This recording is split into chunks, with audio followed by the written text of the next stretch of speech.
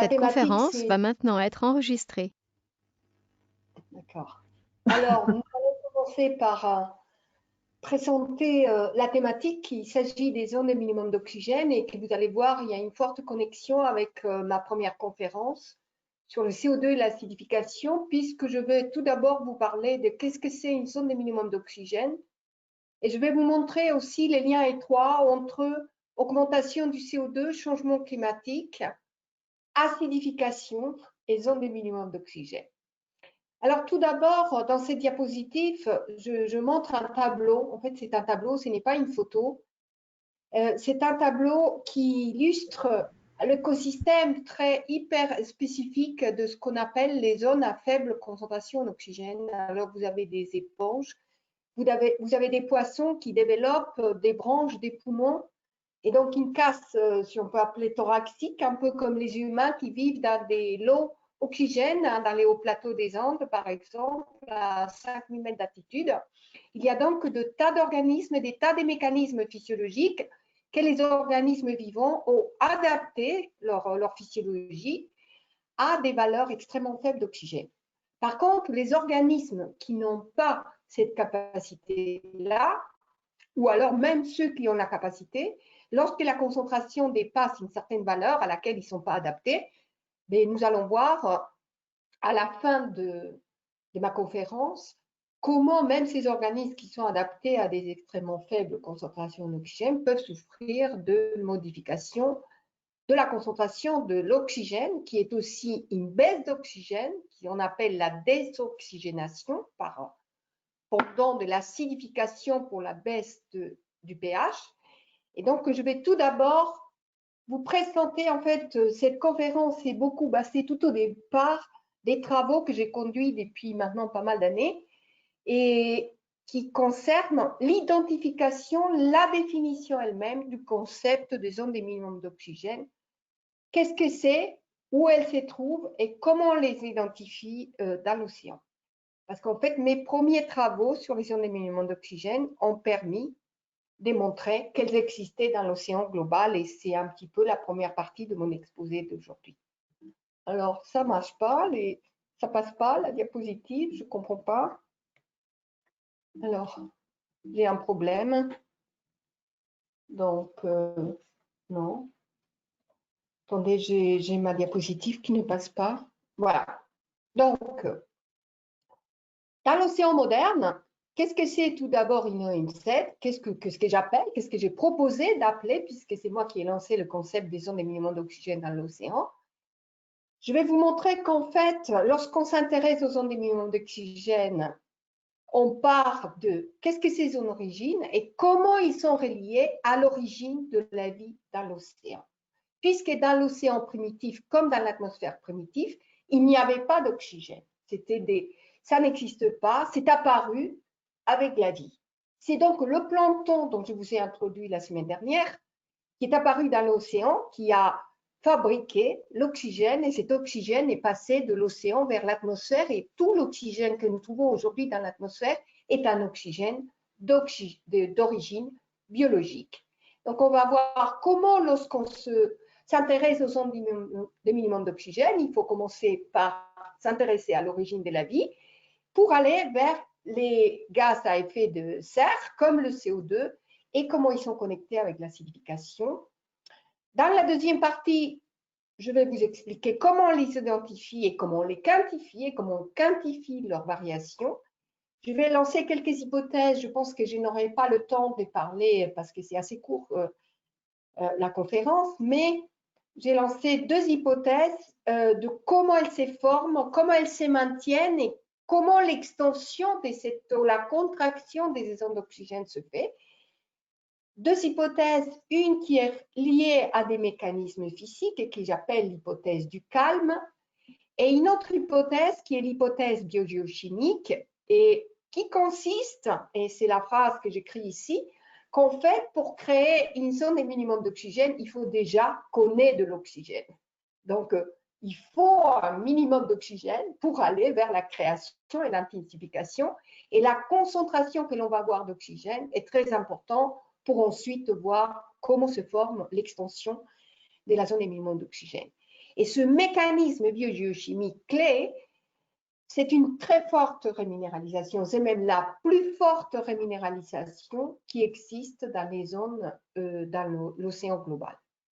Et en fait, cette réminéralisation extrêmement forte que j'ai mis en évidence dans mes travaux montre qu'en fait, une des spécificités de ces zones de minimum d'oxygène, c'est de coupler un écosystème qui n'existe dans l'océan actuel, que dans ces régions-là, c'est découpler à la fois des mécanismes aérobies. Aérobie, ça veut dire relié à des processus physiologiques avec forte concentration d'oxygène et un couplage, et c'est ce que je vais vous montrer aujourd'hui, comment j'ai mis en évidence l'existence d'un consortium de bactéries qui est capable à la fois de profiter des forts oxygènes et des faibles oxygènes. Donc, sachez qu'un consortium de bactéries, moi je trouve que c'est très beau comme exemple, c'est des bactéries qui se permettent de profiter les unes des mécanismes que pour les autres sont favorables et pas pour elles, et qui pourraient très bien illustrer qu'on peut trouver des mécanismes dans l'écosystème vivant dont nous faisons partie, de créer plutôt des consortiums et non pas seulement de la compétition. Donc, les zones des monuments d'oxygène, c'est un cas typique de consortium d'organismes très différents. L'hypothèse de calme, je ne vais pas beaucoup en parler, mais juste pour que vous sachiez de quoi il s'agit, c'est qu'en fait, il faut un minimum de mouvement pour qu'il y ait que la colonne d'eau ou un lac ou un fleuve, il s'oxygène. Pourquoi? Parce qu'aujourd'hui, l'atmosphère, il y a beaucoup d'oxygène. Et pour que cet oxygène, comme nous avons vu la semaine dernière, de l'atmosphère vers l'océan, il pénètre, il faut qu'il y ait un océan qui bouge suffisamment pour que cet oxygène qui pénètre à différentes profondeurs. Et je ne sais pas si vous vous êtes posé un jour la question, comment ça se fait que l'océan n'est jamais devenu anoxique, c'est-à-dire sans oxygène. En fait, dans le passé, l'océan a connu des moments sans oxygène, c'est-à-dire il y a eu des grandes périodes, les grandes crises biologiques, il y a 150 millions d'années, il y a 65 millions d'années, il n'y avait pas d'oxygène dans l'océan. Mais dans l'océan actuel, en fait, ce qui était étrange, ce qu'on découvre, nous, qu'il y a des zones et très étendues dans lesquelles il y a des très faibles concentrations d'oxygène et qui m'ont intéressé parce que je les ai proposées comme un traceur de ce qui aurait pu être l'origine de l'océan dans lequel il n'y avait pas d'oxygène et que dans les zones de l'océan actuel où on trouve ces conditions, on peut trouver aujourd'hui un écosystème avec des bactéries similaires à celles qui étaient à l'origine de la vie. Donc, comprendre déjà les zones de minimum d'oxygène dans l'océan actuel nous mène à comprendre peut-être, nous aider à comprendre cet instant premier dans lequel la vie est apparue dans l'océan. Alors, qu'est-ce que c'est une zone de minimum d'oxygène? Alors, ça, c'est le premier profil des zones de minimum d'oxygène que nous avons obtenu avec Aurélien Paulmier, un de mes thésards, en fait, avec lequel on a travaillé pendant 5 ans sur cette thématique. Le profil que vous voyez ici, en fait, en bleu, c'est un profil caractéristique des zones de minimum d'oxygène.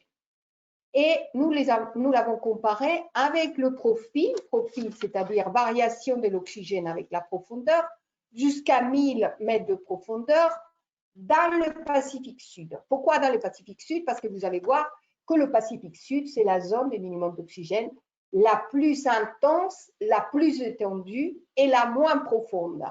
Et c'est la première zone de minimum d'oxygène que j'ai étudiée. Donc, vous voyez la différence entre le profil en bleu et le profil en noir. Et donc, toute cette différence, ça montre bien que par rapport à un profil classique d'oxygène qui se caractérise par des fortes concentrations en surface de l'ordre de 300 micromoles par kilo, une diminution régulière jusqu'à environ 500 mètres de fond.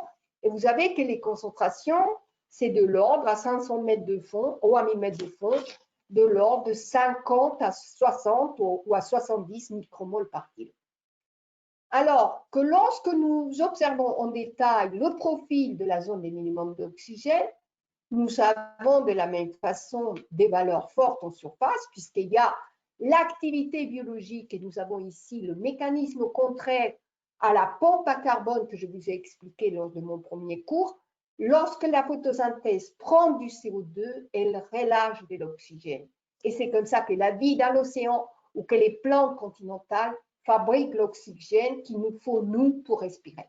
Donc, le premier rôle clé de l'oxygène, c'est de nous permettre à tous les organismes vivants de respirer, et c'est fabriqué par ces micro-organismes microscopiques. Donc, vous voyez que lorsque l'on perturbe le climat et on réduit le phytoplancton marin, le plus grave, ce n'est pas qu'on ne va pas avoir des poissons de quoi manger, mais c'est qu'on n'aura pas d'oxygène dans notre océan et pas dans notre atmosphère.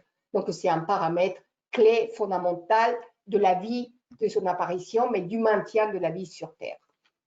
Alors, ce maximum d'oxygène en surface, entre 0 et 50 mètres de profondeur, est lié à la fois à l'oxygène qui est fabriqué par la pompe biologique à carbone lorsqu'elle respire, le phénomène contraire à la photosynthèse, mais aussi à la pénétration de l'oxygène de l'atmosphère vers l'océan, puisque comme le CO2 c'est un gaz, avec les mêmes types des lois des dissolutions que je vous ai montré dans le premier cours, mais avec d'autres constantes puisqu'il s'agit d'un autre gaz.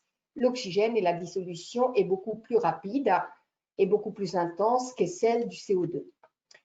Alors, l'oxygène diminue dans la zone d'éléments d'oxygène beaucoup plus rapidement, beaucoup plus intensément et atteint des valeurs, regardez ici, inférieures à 1 micromole par kilo. Retenez bien cette valeur, inférieure à 1 micromole par kilo, et voir ici au Pérou, au-delà des 100 mètres de profondeur, mais la concentration d'oxygène atteint des valeurs proches des zéros, c'est-à-dire que nous sommes dans ce que nous appelons l'anoxie complète, relativement en surface, mais relativement dans une couche pas très profonde, puisque déjà à 50-60 mètres de profondeur, nous avons des valeurs extrêmement faibles, inférieures à 20 micromoles par kilo.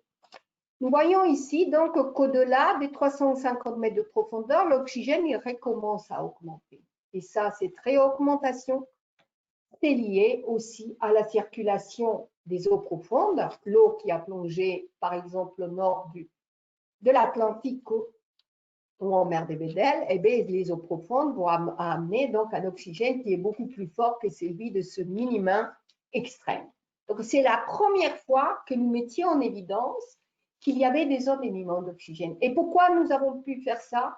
Et les données qui existaient avant les années 2000, on n'avait pas pu observer cela, parce qu'il fallait déterminer des valeurs de concentration aussi faibles que 1 micromole par kilo. Ça veut dire que lorsqu'on sortait l'échantillon de l'eau de mer dans le bateau, dans un petit flacon, mais on perturbait la concentration d'oxygène. En ouvrant le flacon, tout simplement, il était en contact avec l'oxygène de l'atmosphère. Et donc, pour pouvoir mesurer, je n'ai pas amené aujourd'hui de photos, je vous la dois, mais je pourrais vous la mettre dans les diapositives.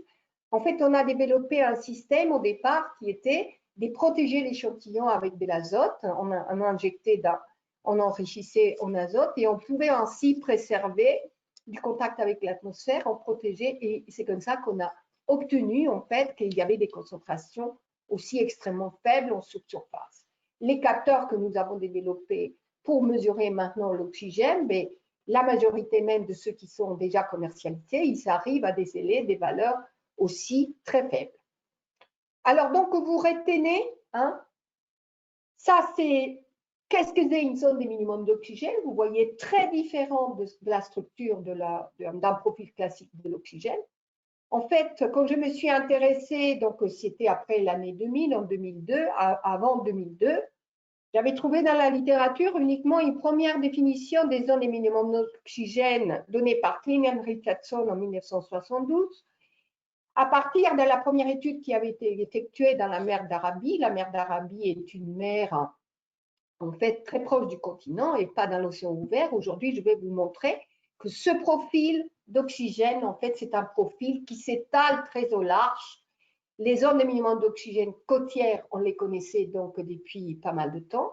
Ce qu'on va voir, donc c'est un parallèle aussi entre ces zones de minimum d'oxygène de l'océan du passé, de la paléocéanographie, et comment les modèles aussi nous ont aidés à mettre en évidence et à comprendre cette variation de l'oxygène dans l'océan. Alors, ah oui, je l'ai montré. Donc, c'était un nouveau concept de les précautions, vous voyez ici dans ces espèces, quand on est en train de prélever, comment on protège les bouteilles mesquines et comment on injecte de l'azote pour que ça soit préservé. Et on a attendu donc le développement des nouveaux capteurs avec des précisions meilleures que 1 micromole par kilo, une reproductibilité de 1,4 micromole par kilo. Et en fait, toutes les données qu'on a collectées donc, pendant le programme international WAOS, il allait jusqu'à des valeurs entre 5 à 2 micromoles, donc on n'atteignait pas les valeurs extrêmes de l'anoxie et des très faibles minimums d'oxygène. Alors, pourquoi donc s'intéresser au minimum d'oxygène? J'ai déjà un petit peu fait l'introduction, l'origine de la vie, c'est-à-dire, elles sont la trace dans l'océan moderne des bactéries archéa, les premières qui sont apparues dans l'océan. Deuxièmement, il y a un intérêt énorme qui est relié avec le fer, dont je vous ai dit aussi un petit mot lors de ma première conférence. En fait, lorsqu'on fertilise l'océan par le fer qui provient soit des zones désertiques, il y a un effet secondaire. Je vous avais parlé qu'on fertilise l'océan avec du fer pour faire augmenter la pompe à carbone, le phytoplancton. Donc, on diminue le CO2 dans l'atmosphère. Mais cette fertilisation, que ce soit par le fer ou lorsqu'il y a des nitrates qui sont utilisés dans l'agriculture et qui arrivent par les fleuves dans l'océan, ça me fait augmenter la pompe à carbone aussi, la productivité. Il va y avoir d'autres effets de rétroaction comme celui de baisser l'oxygène. Donc, la fertilisation proposée pour réduire le CO2, ça peut m'amener une augmentation de la diminution de l'oxygène. On va un petit peu comprendre aujourd'hui pourquoi. Et cet effet a encore un effet de rétroaction qui est celui d'augmenter la production d'un deuxième gaz à effet de serre dont vous allez entendre parler pas mal aujourd'hui. C'est le N2O. C'est le deuxième gaz à effet de serre, donc d'importance pour le réchauffement climatique actuel. Il a un pouvoir de réchauffement beaucoup plus grand que celui du CO2, mais sa concentration, son augmentation est beaucoup moins intense que celle du CO2. Mais c'est le deuxième gaz en importance pour les changements climatiques. Donc, ce qui effectivement nous fait opérer cet effet des solutions de la fertilisation pour réduire le CO2, puisqu'en même temps, il nous fait étendre les zones de minimum d'oxygène. Lié à cette hypothèse et à ce cycle de l'azote, donc vous voyez déjà qu'il y a un couplage entre le cycle de carbone, le cycle de l'azote, le cycle de l'oxygène et le cycle du fer dans l'océan. Il y a un autre couplage et une hypothèse très importante qui nous provient des observations à l'échelle paléoclimatologique, qui est lorsque des passages des périodes interglaciaires à des périodes glaciaires, il est connu dans les études du passé que l'océan, la suboxie, c'est-à-dire la diminution de l'oxygène, les périodes dans lesquelles il y a eu dans le passé moins d'oxygène, ce sont les périodes chaudes. Et un océan plus froid est un océan plus oxygéné, donc avec des concentrations plus étendues et une contraction des zones de minimum d'oxygène. Je vous montrerai une figure dans les diapos suivantes. Et c'est cette extension donc des zones de minimum d'oxygène lors du passage du glaciaire à interglaciaire augmentait la dénitrification. La dénitrification, c'est quoi? C'est un mécanisme qui fait que les organismes qui ont besoin d'azote dans une masse d'eau où il y a très peu d'azote, ils vont utiliser l'azote, le NO3, et ils vont utiliser l'oxygène qui provient de ces NO3 et non pas l'oxygène directement de l'atmosphère. Donc, c'est un mécanisme qui n'existe qu'uniquement lorsqu'il y a très peu de concentration d'oxygène. Les organismes s'adaptent et ils cherchent l'oxygène là où ils le trouvent. NO3, O3, 3 molécules d'oxygène, ils cassent les nitrates en deux parties, ils prennent un O2, donc l'oxygène dont ils ont besoin pour respirer, et ils fabriquent et ils émettent via la dénitrification du N2O dans la colonne d'eau qui ensuite est expulsé de l'océan vers l'atmosphère. Donc, c'est un mécanisme de source. Toutes les zones de l'océan dans lesquelles nous avons de la dénitrification, dans lesquelles nous avons beaucoup de zones de minimum d'oxygène, ça va être des zones sources très intenses du N2O pour l'atmosphère. lorsque par ce mécanisme de dénitrification, l'océan perd de l'azote, la productivité primaire qui est liée à la pompe biologique à carbone, la productivité en termes de carbone diminue, et lorsque la productivité diminue, le CO2 de l'atmosphère augmente puisque la pompe biologique diminue. C'est l'hypothèse qui avait proposé Palkowski dans un fameux article Nature en 1997. Et lui, il n'avait pas les données pour les démontrer. Je vais vous montrer comment nous avons obtenu des données qui permettaient de valider cette hypothèse dans les zones des minimums d'oxygène de l'océan actuel. Enfin, une autre importance majeure pour les zones des minimums d'oxygène, c'est l'hypothèse, ça qui n'a pas été démontrée, proposée par Rogers dans l'année 2000, c'est que la zone entre l'oxy et la suboxy constitue une barrière génétique qui aurait impulsé la biodiversité dans l'océan du passé. C'est-à-dire que l'océan a besoin de ces périodes avec beaucoup d'oxygène, peu d'oxygène, beaucoup d'oxygène, peu d'oxygène, parce que c'est l'impulsion et ce qui a favorisé et permis la biodiversité, c'est ces oscillations entre beaucoup d'oxygène, peu d'oxygène. Donc, arrêtons de penser qu'un océan favorable à la vie, c'est uniquement lorsqu'il est constant et il a de l'oxygène tout le temps. Puisque la biodiversité en dépend beaucoup de ces périodes calmes où l'océan se repose et a moins d'oxygène que pendant les époques très agitées. Alors, une dernière hypothèse qui va vers ce qui s'est passé dans le passé, c'est ce qu'on connaît que les époques interglaciaires eau chaude, les zones des minimums d'oxygène se seraient étendues, alors que pendant les époques froides, il y a une contraction des zones minimums d'oxygène, ce qui nous permet de supposer que l'océan perturbé par le changement climatique actuel, c'est en train de devenir un océan avec beaucoup moins d'oxygène, puisque beaucoup moins de dissolution de l'oxygène qui vient de l'atmosphère et beaucoup moins d'organismes qui fabriquent cet oxygène.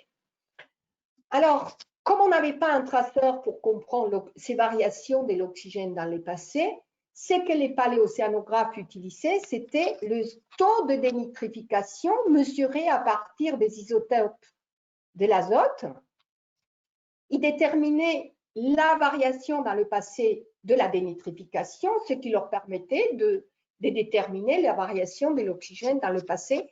Et je vais montrer avec nos résultats qu'en fait, la zone de dénitrification n'est pas tout à fait couplée et n'a pas exactement la même extension que la zone des minimums d'oxygène parce que tout le cycle de l'azote est extrêmement complexe et non linéaire dans ces zones des minimums d'oxygène. Et qu'il y a aussi des mécanismes liés à l'azote qui n'ont pas lieu dans des zones où on a peu d'oxygène, mais dans des zones au contraire, ce qu'on appelle aérobique avec beaucoup d'oxygène. Enfin, il y a eu des simulations faites par le modèle de l'IPSL, par Laurent Bopp, qui, lorsqu'il introduit un changement global, un réchauffement dans le modèle de l'IPSL, il observe que les stratifications, un océan chaud et un océan beaucoup plus stratifié, et que cette augmentation de la stratification, ça fait moins d'échanges avec l'océan profond, et la suboxie s'étale, agrandit, c'est ce qui nous suggère aujourd'hui tous les modèles couplés en 3 dimensions de l'océan global. Et enfin, nous allons voir que nous pouvons aujourd'hui faire un parallèle avec ce qui était la chimie de l'océan primitif, dans lequel il y avait une très forte réduction des métaux, beaucoup d'anoxie, et qu'on peut faire un parallèle. Dans les zones des minimums d'oxygène, on a donc un low oxygen, high CO2 and low pH. C'est les derniers résultats que je vais vous montrer aujourd'hui.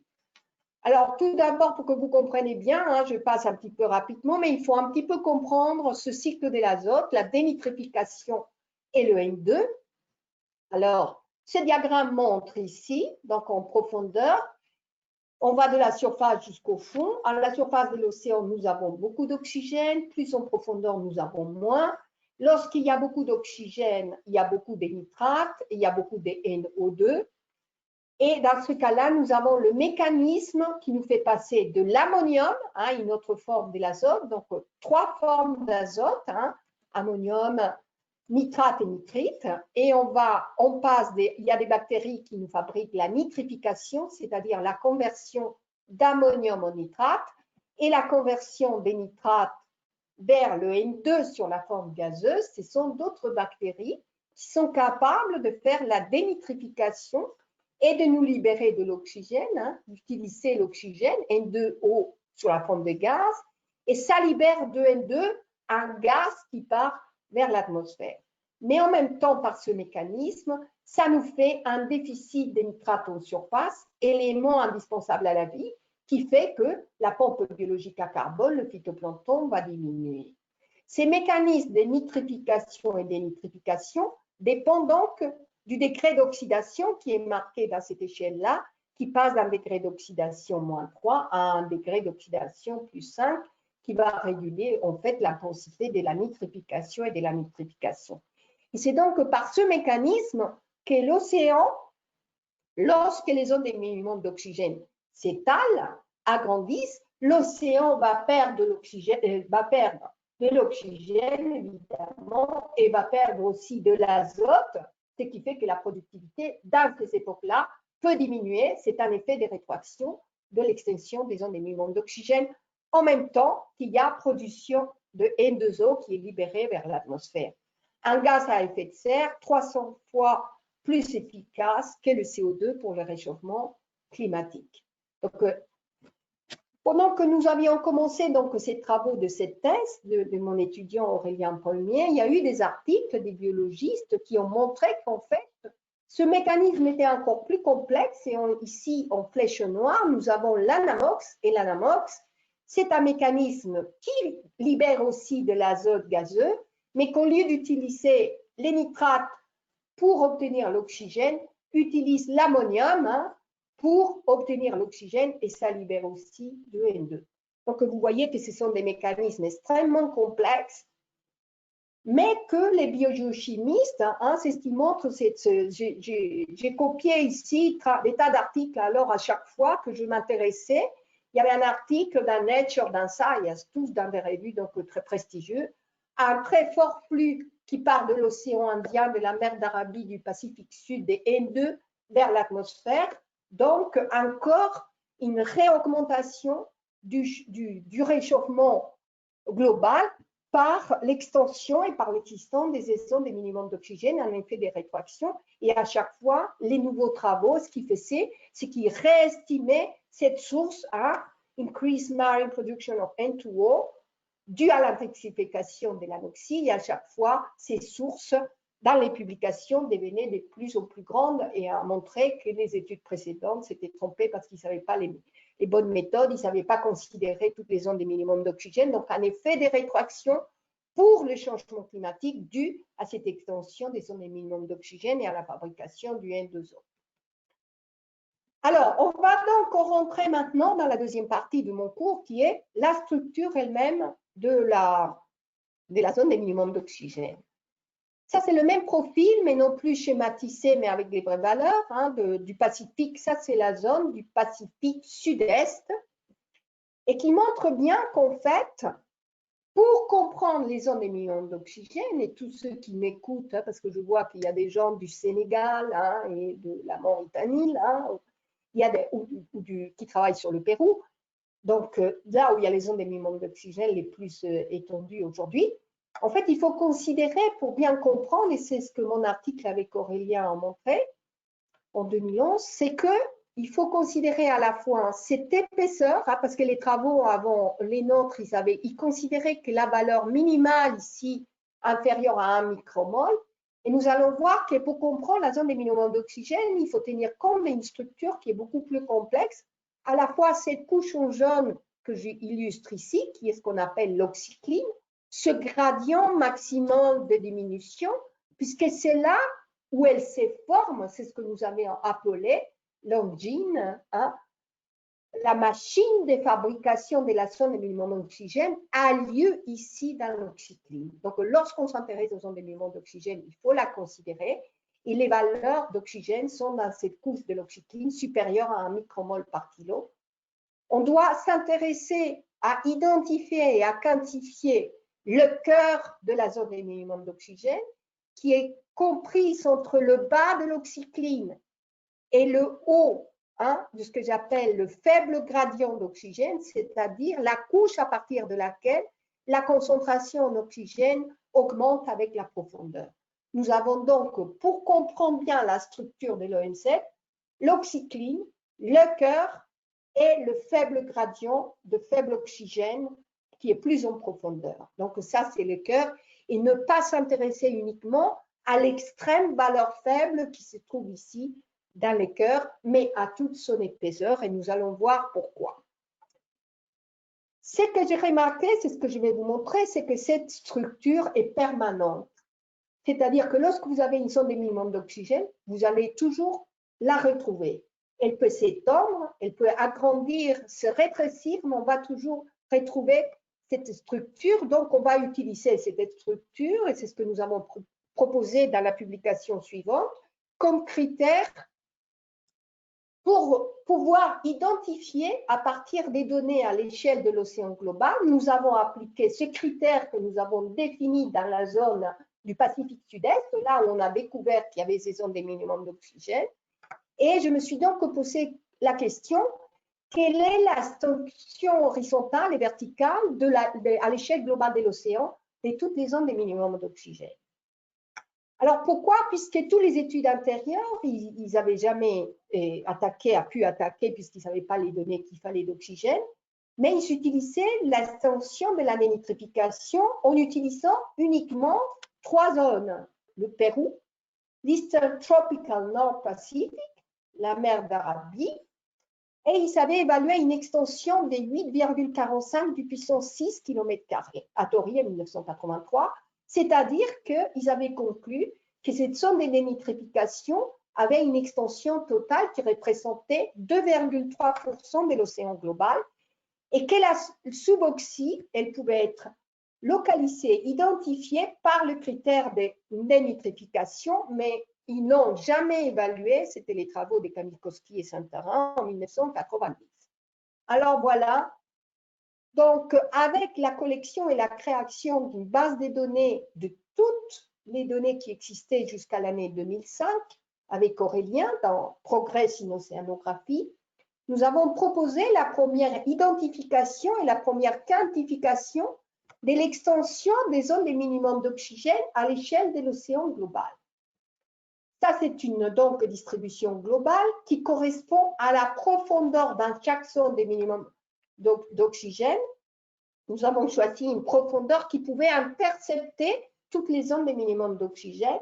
Et lorsque vous voyez ici en rouge, en orange et presque en marron, pareil dans la mer d'Arabie, au Benguela, dans l'Atlantique, vous voyez pour ceux qui travaillent donc au Sénégal, etc. On voit ici en jaune et de l'autre côté qui va jusqu'au Namibie.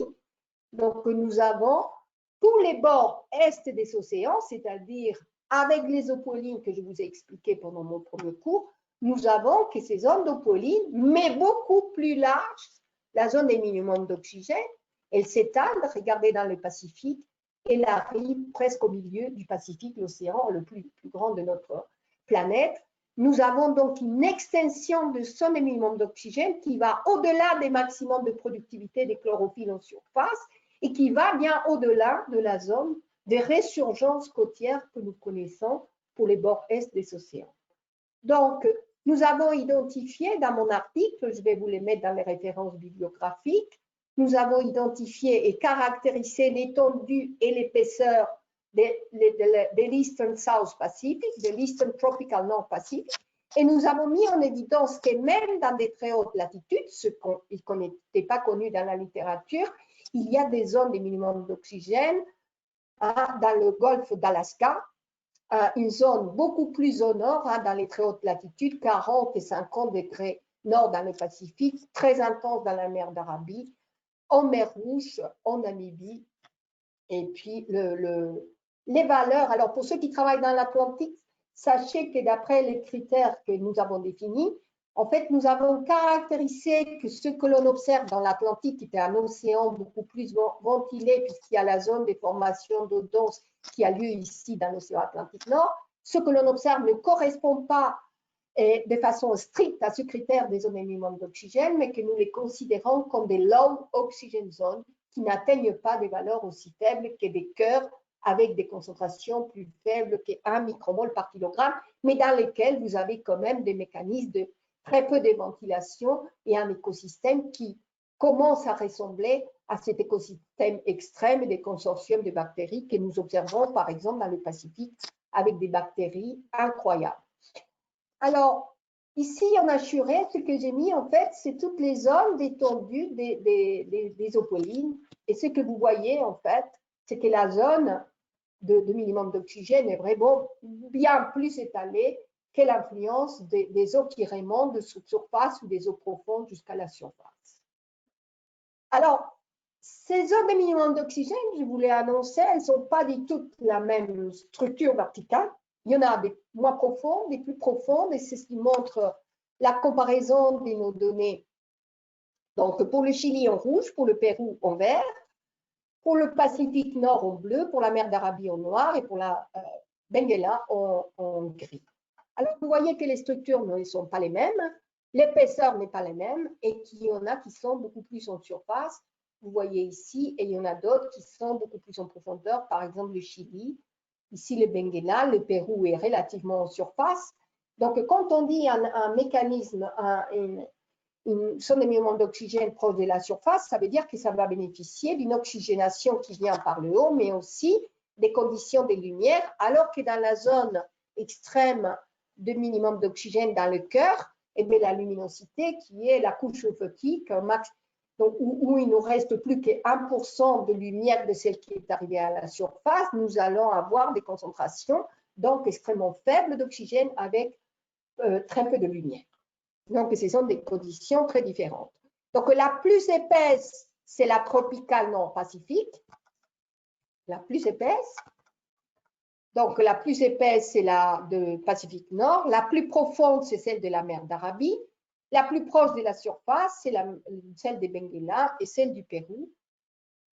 Et première relation que nous avons trouvée, dans l'épaisseur de la zone de minimum d'oxygène, nous avons aussi mesuré en parallèle la concentration en CO2, en carbone inorganique total dissous, que je vous ai présenté la semaine dernière. Et nous avons proposé dans un deuxième article, en fait, que ces zones de minimum d'oxygène se caractérisent par des carbones maximum zones. L'épaisseur de la zone de minimum d'oxygène, ici, est associée avec le profil de carbone inorganique dissous.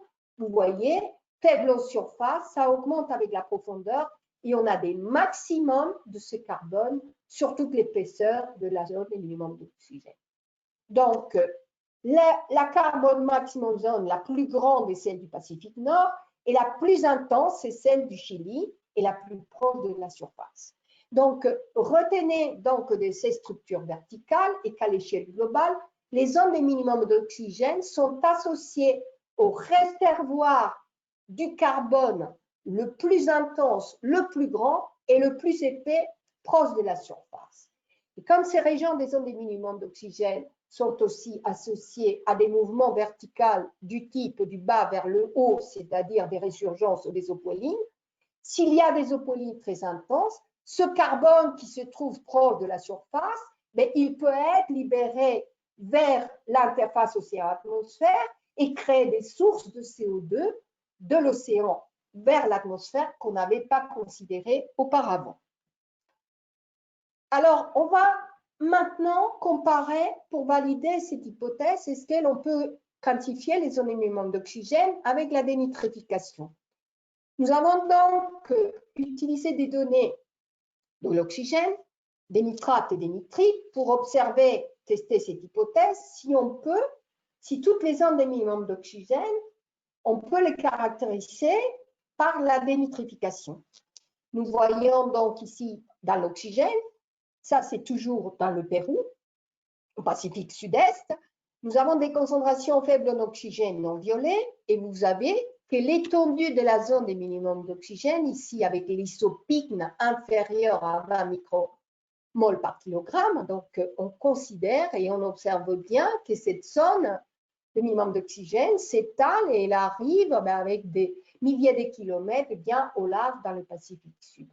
et qu'associé à cette faible oxygène, nous allons avoir un déficit en nitrate, ce qu'on a tracé ici, c'est le déficit en nitrate, qui s'étale avec 2 pics maximales ici, autour de 200 mètres de profondeur, donc un petit peu plus haut, c'est-à-dire ça ne concerne pas que le cœur, mais aussi la limite de la couche supérieure, proche de l'oxycline, avec un déficit de nitrate. Associé à ce déficit de nitrate, donc dans le bord supérieur du cœur de la zone d'émielement d'oxygène, vous voyez ici que nous avons la fabrication d'un pic de nitrite qui est associé au moins à ces 2 pics de nitrate. Donc ça, c'est le critère qu'il avait utilisé Codispoti pour dire, puisqu'il n'y avait pas les valeurs d'oxygène, qu'ils étaient dans des zones de minimum d'oxygène qui s'étalaient vers le large. Alors, lorsqu'on considère ce critère de déficit de nitrate ou de dénitrification pour évaluer cette zone de minimum d'oxygène, on sous-estime l'étendue de la zone de minimum d'oxygène de plus de 50%.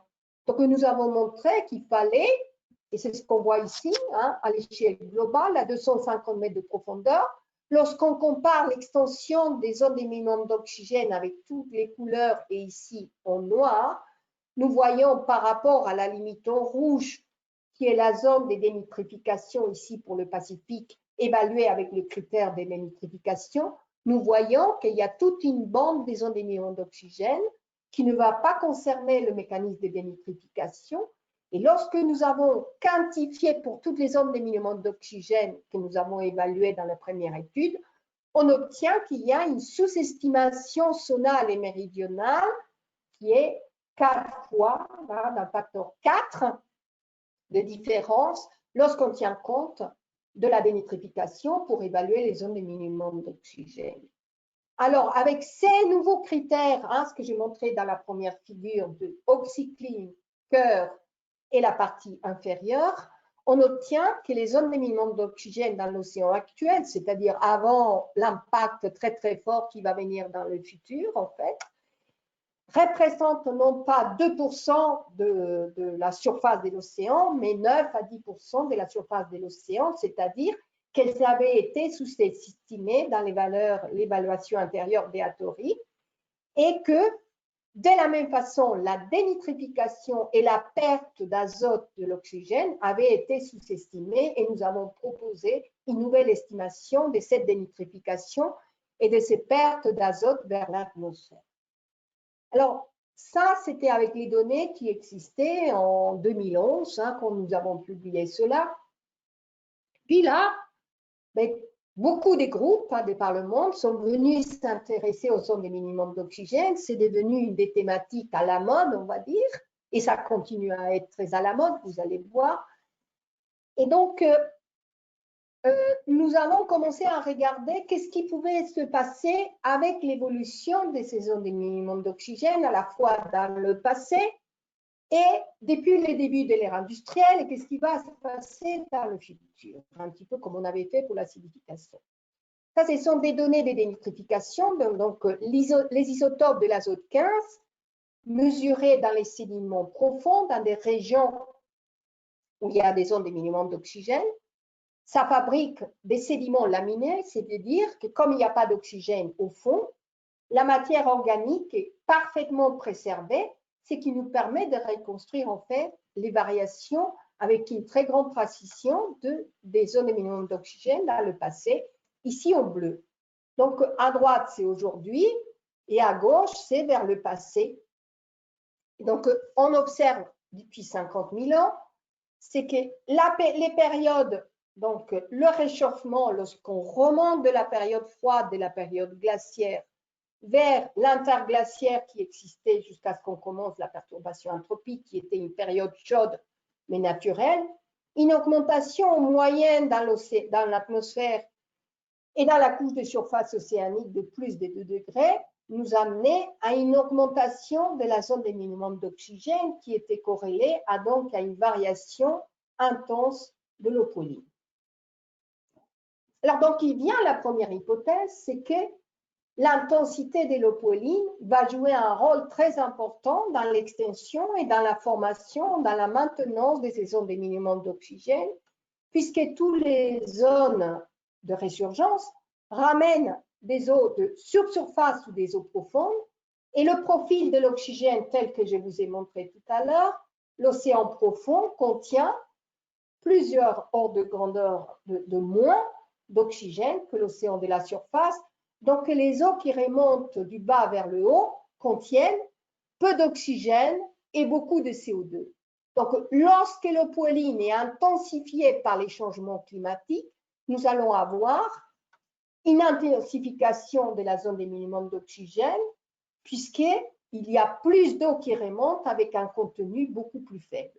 De la même façon, lorsque le poêline est très profond, il va remonter à la surface des concentrations en oxygène beaucoup plus faibles que s'il est moins profond. Donc, intensification des vents qui me crée le poêline, intensification de l'eau-poêline, extension des zones des minimums d'oxygène, et c'est la preuve avec ces données qui viennent de la mer d'Arabie. Donc, l'oxygène, les zones des minimums d'oxygène sont vraiment, c'est sorti donc de ces travaux, sont liées à un réchauffement intense. Lorsqu'il y a un réchauffement, on a une intensification de la zone des minimums d'oxygène. Et au contraire, lorsqu'on a un refroidissement, on a une contraction des zones des minimums d'oxygène.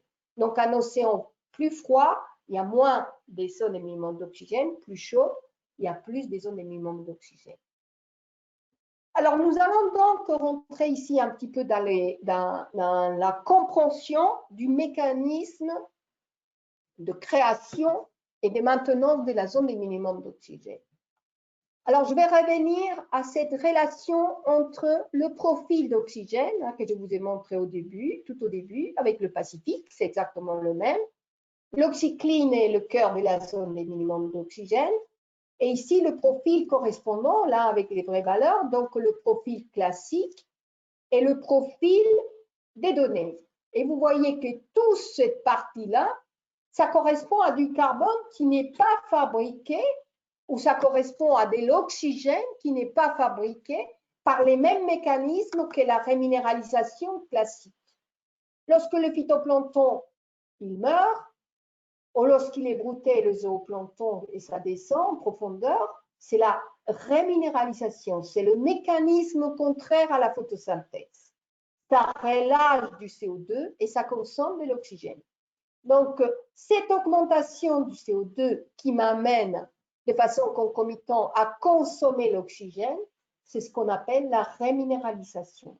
Et la reminéralisation dans ces zones de minimum d'oxygène est forcément là liée à des mécanismes autres qui n'existent pas dans l'océan oxygéné aérobique classique.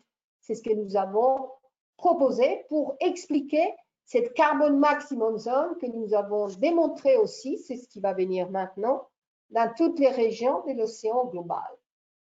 Donc, est-ce que toutes les zones des minimums d'oxygène sont des zones des maximums de carbone? Eh bien, la réponse est oui.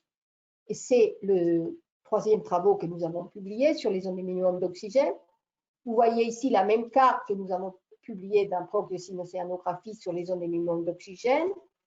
Et j'ai inversé exprès l'échelle du carbone maximum zone, c'est-à-dire que les valeurs les plus fortes sont associées aux zones des minimums d'oxygène. Et vous voyez que là où il y a des minima d'oxygène, il y a toujours des maxima de carbone.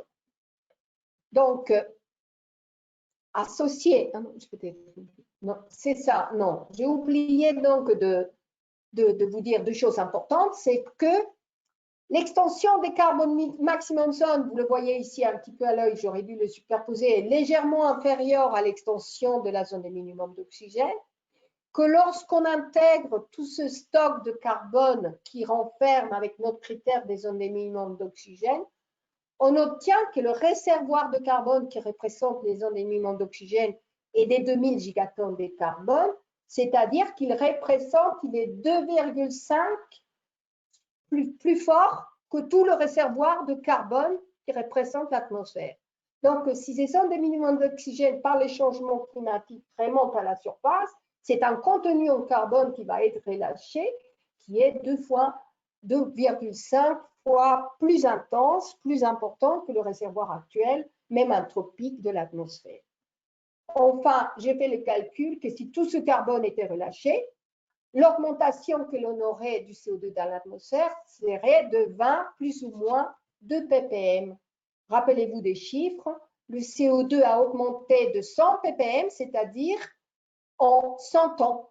C'est-à-dire que relarguer tous ces zones le carbone de ces zones d'émission d'oxygène dans l'atmosphère, ça contribuerait à un effet de rétroaction de l'augmentation du CO2 de 20%. Alors, nous allons voir comment le premier mécanisme qui fabrique ces zones de minimum d'oxygène, c'est une très forte reminéralisation, la plus forte qu'on ait jamais analysée et observée dans l'océan global. En fait, associé à cette forte reminéralisation, pour faire la connexion avec mon premier cours, je montre ici l'effet d'acidification de ces zones de minimum d'oxygène et après cela, nous allons faire une pause et vous allez poser des questions pour faire des remarques ou des commentaires. Alors, vous avez ici donc, avec les mêmes données du Pacifique Sud-Est, les valeurs de pH, c'est-à-dire et de l'alcalinité, les deux paramètres clés qui caractérisent l'acidification des océans. Et à ma grande surprise, on ne s'attendait pas du tout à ça, ce qu'on observe, c'est que le pH en surface, la moyenne du pH, vous vous souvenez du premier cours, c'était de l'ordre de 8,2. On observe ici un pH légèrement plus fort de 8,3, une diminution rapide, brutale, avec un cœur, une oxycline déjà très acidifiée, avec des valeurs des pH inférieures à 7,75 et qui atteignent des valeurs de l'ordre des 7,5. Donc, on a tout un cœur de la zone des minimums d'oxygène qui sont les pH les plus faibles que nous ayons jamais mesurés dans tout l'océan. Donc, faible oxygène, maximum de carbone et minimum de pH, c'est-à-dire maximum d'acidification. Et c'est pour cela que j'ai proposé d'utiliser l'étude et la compréhension de ces régions pour comprendre ce qui peut devenir l'océan du futur. C'est aussi la trace de ce que l'on observe dans ces régions, donc de zones de minimum d'oxygène, avec une acidification qui est très intense, les plus faibles pH de l'océan, une variation extrêmement rapide et très compliquée de l'alcalinité, où je ne rentrerai pas aujourd'hui dans les détails, mais qui est très intéressant. Donc, 10 à 3 fois plus intense cette acidification que dans le reste de l'océan qui est complètement oxygéné. Alors, je crois que je vais arrêter là et on va venir s'il y a des questions pour passer à la suite. Est-ce qu'il y a des questions? Il y a des commentaires? Tout est clair. Alors, vous pouvez écrire vos questions ou vous pouvez prendre le micro. Je ne sais pas, Josiane. Oui, bien sûr. Donc, je vois une question. Vous avez une question, Diego? Sur le poêline, il est censé de faire remonter des eaux froides profondes, chargées en nutriments, mais le fait de faire remonter de l'eau froide sera donc plus oxygéné, non? Devrait donc faire diminuer les ondes de OM7, non dans ces régions-là où les eaux poêlines sont marquées. Mais non, les eaux froides, ont très peu d'oxygène, sont faibles en oxygène par rapport aux eaux des surfaces. La valeur est plus forte que celle du minimum d'oxygène, mais elle est beaucoup plus faible que celle d'une couche de surface riche en oxygène. Donc, un eau poêline me fait remonter toujours des concentrations en oxygène qui sont très faibles. Donc, il fait agrandir la zone des minimums d'oxygène. Donc, c'est le contraire. Les eaux profondes sont pauvres en oxygène, riches en nutriments et riches en CO2. C'est aussi pour ça qu'on a dans les zones d'émission d'oxygène, faible oxygène et beaucoup de carbone. Mais ça, dans la zone d'émission d'oxygène, ça va être aussi amplifié puisque l'oxygène est consommé. On n'a pas vu encore par quel mécanisme. L'eau qui arrive avec le poêline est déjà faible en oxygène, mais à cause de tous les mécanismes biogéochimiques de reminéralisation intense, le peu d'oxygène qui remonte, il va être encore plus appauvri, ce qui va me fabriquer la zone des minimums d'oxygène. Voilà. C'est clair, Diego? Myriam, qu'est-ce qui explique la réaugmentation de l'oxygène à partir de 3000 mètres de profondeur? Eh bien, ce qui explique l'augmentation de l'oxygène, c'est les masses d'eau. Hein, c'est des masses d'eau. Pourquoi? Parce que vous avez vu comment il est le profil classique. En fait, l'oxygène en profondeur, il diminue parce qu'il y a réminéralisation.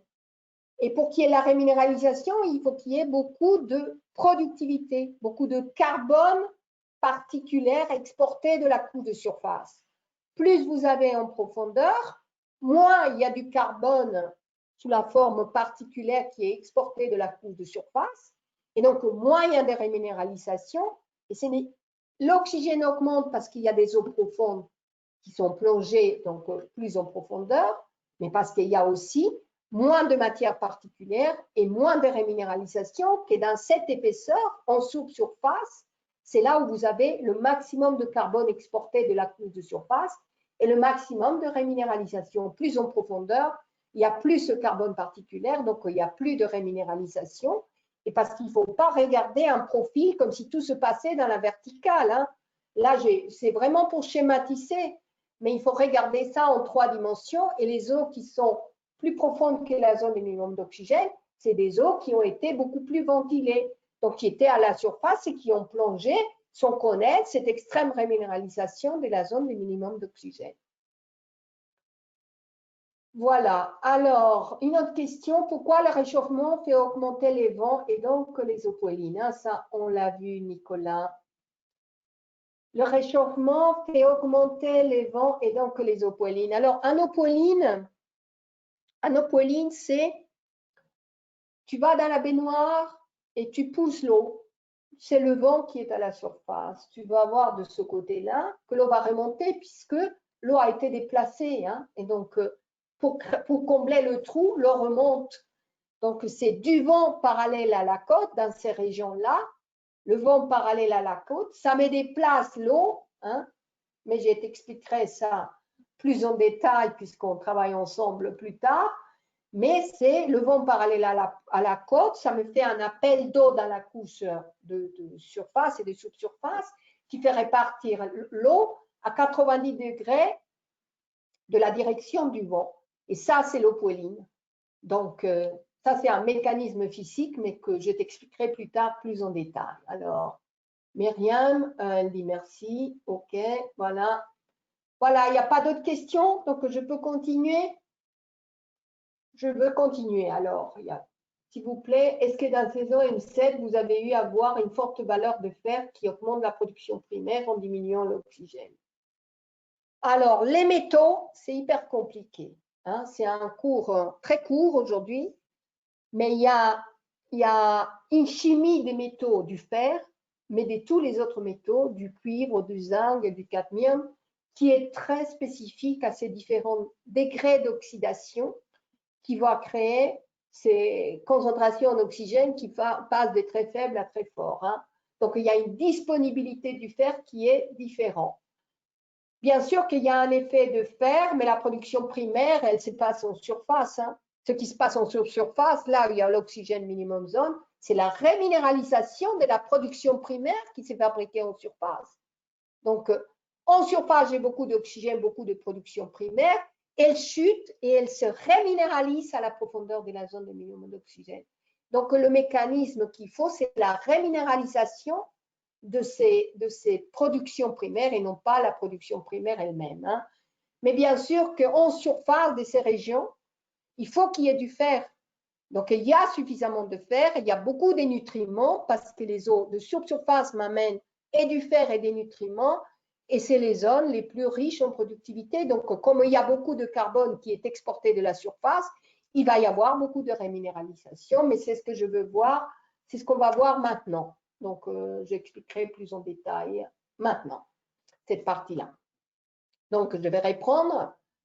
Alors, ces zones de minimum d'oxygène, donc, je vais expliquer la première en détail, les eaux pollines, et je vais aller très rapidement avec l'hypothèse du calme, hein, parce que ça demande le modèle à l'échelle globale, etc. Mais je dirai un petit mot pour que vous compreniez ça.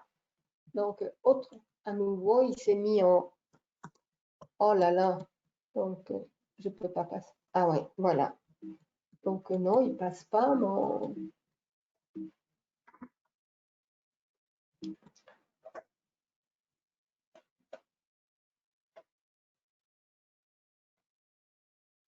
Est-ce que je remonte? Bon, je suis revenue vers l'arrière. Je ne sais pas pourquoi ça ne marche pas très bien mon passage. Là, c'est Ah bon, non, tu as avancé. j'ai avancé, mais je ne sais pas, ça ne marche pas très bien. J'ai deux souris. Voilà, c'est ça. Voilà. Donc, on va regarder d'abord comment la physique, les processus, pour comprendre l'émission des minimums d'oxygène, il faut à la fois comprendre les mécanismes physiques et les mécanismes biogéochimiques. Alors, je vais l'expliquer d'une façon très simple, hein, surtout que je sais qu'il y a des gens qui n'ont pas fait beaucoup d'océanographie. Ici, c'est un diagramme, ce qu'on appelle un diagramme θS, c'est-à-dire un diagramme de température en fonction de la salinité. Température et salinité, ce sont ce qu'on appelle des traceurs physiques. Lorsqu'on plotte ces deux traceurs et qu'il y a deux sources de masse d'eau, par exemple la couche de surface, l'eau de surface et l'eau de l'eau-pauline qui se mélangent, on doit trouver, la théorie de mélange des masses d'eau nous dit qu'on doit trouver des données qui s'alignent sur une droite, s'il y a deux sources, et ça, c'est un mélange complet. Alors ça, c'est des données de la zone du Pacifique Sud-Est. Je fais la démonstration toujours avec la même région. Et en fait, quand on plotte un traceur qui n'est pas un traceur conservatif, c'est-à-dire qui intervient dans la pompe biologique ou dans la reminéralisation comme l'oxygène ou comme le CO2, au lieu de trouver la droite complète, on va trouver un diagramme qui change un peu, qui peut être comme un triangle ou comme quelque chose dans le sens contraire, positif. Ça, c'est ce que j'appelle le delta O2. Le delta O2, comme il est négatif, hein, je veux le faire perpendiculairement, ça m'indique qu'il y a une consommation par rapport, pendant que ces deux masses d'eau se mélangent, il y a une consommation de l'oxygène. Donc, quand on fait ça, on peut le faire pour 3, 4, 5, 10 masses d'eau qui peuvent se mélanger dans un endroit de l'océan. Et donc, on va avoir une matrice qu'on va inverser. On va écrire une équation pour chacun des paramètres, la température, la salinité, l'oxygène, le CO2. Si on a 4 masses d'eau, on peut calculer le pourcentage des mélanges de masses d'eau tout le long de la droite et on peut ensuite calculer le delta O2, c'est-à-dire intégrer toute cette surface, ça va me donner la quantité totale d'oxygène qui est consommée pendant que les deux masses d'eau se mélangent. Et alors, ça, c'est ce que j'appelle le terme de biogéochimique, c'est-à-dire le terme de consommation. Dans les zones de minimum d'oxygène, la variabilité de l'oxygène que j'observe va donc être égale à la somme de l'oxygène des deux masses d'eau qui se mélangent, plus la quantité de delta O2, qui est positif ou négatif, de consommation de l'oxygène. Et lorsque je fais la même chose pour l'oxygène et pour le carbone inorganique dissous, je peux calculer le delta d'X sur le delta O2, c'est-à-dire le rapport entre le carbone et l'oxygène, caractéristique de cette reminéralisation. C'est ce que j'ai fait. Je ne sais pas pourquoi il me fait ça. Et après, il passe à toute allure. Bon, voilà. Alors, donc, on obtient qu'il y a une consommation d'oxygène. C'est toute cette surface. Et ensuite, on revient au mécanisme physique, puisque tout ce qui n'est pas ce delta de l'oxygène, la variation de l'oxygène que je vais observer, c'est celle qui est due au mélange de masse d'eau ou à l'apport par l'eau pauline. Lorsque nous prenons le diagramme de la zone de minimum d'oxygène, vous voyez ici l'étalement de la zone de minimum d'oxygène et avec des mesures de courant, dans les mesures qui sont à droite, nous voyons que la zone des minimums d'oxygène se trouve au cœur de ce qu'on appelle le sous-courant. Tous les zones de pauline et des zones des minimums d'oxygène sont affectées par un sous-courant qui, lui, est pauvre en oxygène. Pourquoi? Parce que l'eau profonde, je vous ai expliqué, c'est de l'eau qui s'est ventilée, qui vient de plus de surface, Mais cette eau qui reste ici en subsurface, en fait, c'est une eau qui est peu ventilée, qui recircule peu. Et elle est donc associée à ce sous-courant dans lequel les vitesses de ces courants sont faibles comparées aux vitesses autour. Et on va avoir au cœur de ce sous-courant la zone des minimums d'oxygène. Donc, dans la région ici du Pacifique, on va avoir le sous-courant qui vient des latitudes qui se trouvent un petit peu plus au nord. Le sous-courant circule dans ce sens et il met transport en surface une masse d'eau déjà qui est en surface appauvrie en oxygène tout au long de la latitude. Donc, c'est le premier mécanisme physique. On peut donc calculer quelle est la contribution de ce sous-courant, la contribution de l'eau poline et la contribution de ce faible oxygène associé à la consommation de l'oxygène. Lorsque nous avons un profil typique de la zone des minimums d'oxygène, comparé toujours au profil classique, lorsque j'utilise ces méthodes inverses des mélanges des masses d'eau, c'est qu'on va avoir. Oui. Donc, lorsqu'on utilise cette méthode, on obtient que la somme de sous-courant plus la contribution de l'eau poline me fait baisser la concentration de l'oxygène de l'ordre de 60 micromoles, qu'on arrive à des valeurs qui ne forment pas complètement la zone des minimums d'oxygène. Donc, il faut tenir compte d'autres mécanismes. Ces valeurs-là de moins 20, c'est ce que nous avons obtenu avec cette méthode de delta de l'oxygène, c'est-à-dire de consommation de l'oxygène. Ça veut dire que pour qu'il y ait formation du cœur de la zone des minimums d'oxygène, il faut d'abord que j'ai un sous-courant pauvre en oxygène, un eau poline qui remonte avec une concentration faible en oxygène, donc j'ai une préformation par les mécanismes physiques et une intensification par les mécanismes de consommation biogéochimique de l'oxygène pour m'amener à des valeurs aussi épais, une couche aussi épais avec des valeurs si faibles. Donc, 25%, 75% serait dû dans le Pacifique Sud-Est aux mécanismes physiques et 25% dû à cette consommation extrême par les mécanismes biogéochimiques de l'oxygène. Mais la zone des minimums d'oxygène, elle change de façon saisonnière et c'est ce que je montre dans ce diagramme-là, donc toujours dans le Pacifique Sud-Est. Nous avons ici donc les périodes, la remontée donc des listolines, de l'oxycline et un enfoncement, ce qui fait que le cœur de la zone des minimums d'oxygène, on est dans l'hémisphère sud, vous le voyez ici en blanc, ça va être maximal en janvier et ça va être minimal en septembre. Et en mai, ça va plonger plus en profondeur. Donc, pendant les périodes d'eau-poline, on voit bien qu'il y a un renforcement et une remontée de l'épaisseur de la couche. Donc, il y a une formation durant le printemps et une destruction pendant l'automne. Donc, il faut aussi aller vers la compréhension des mécanismes physiques qui me permettent de comprendre de comment l'eau poline, par exemple, va agir pour m'étendre cette et augmenter la zone des minimums d'oxygène. Et lorsqu'ils sont relâchés, on retombe à nouveau à l'automne à une destruction de la zone des minimums d'oxygène. Alors, dans cette variabilité due à l'eau poline, je comparais donc ce qui se passe à la fois entre l'océan ouvert et l'océan côtier, c'est-à-dire la zone nord et la zone centre du Pacifique Sud-Est, et ici l'océan ouvert et le plateau. Je vais peut-être expliquer celui qui concerne le plateau, là où le cœur de la zone des minimums d'oxygène est très étendu. Et en fait, ce qu'on obtient avec cette méthode indirecte, c'est que le sous-courant domine dans l'océan ouvert et c'est l'apport de la résurgence qui va dominer vraiment tout au long du plateau continental. Et ce que je montre ici en violet, c'est que l'épaisseur de la contribution de la consommation biologique est 2 fois plus grande dans l'océan ouvert que dans l'océan côtier.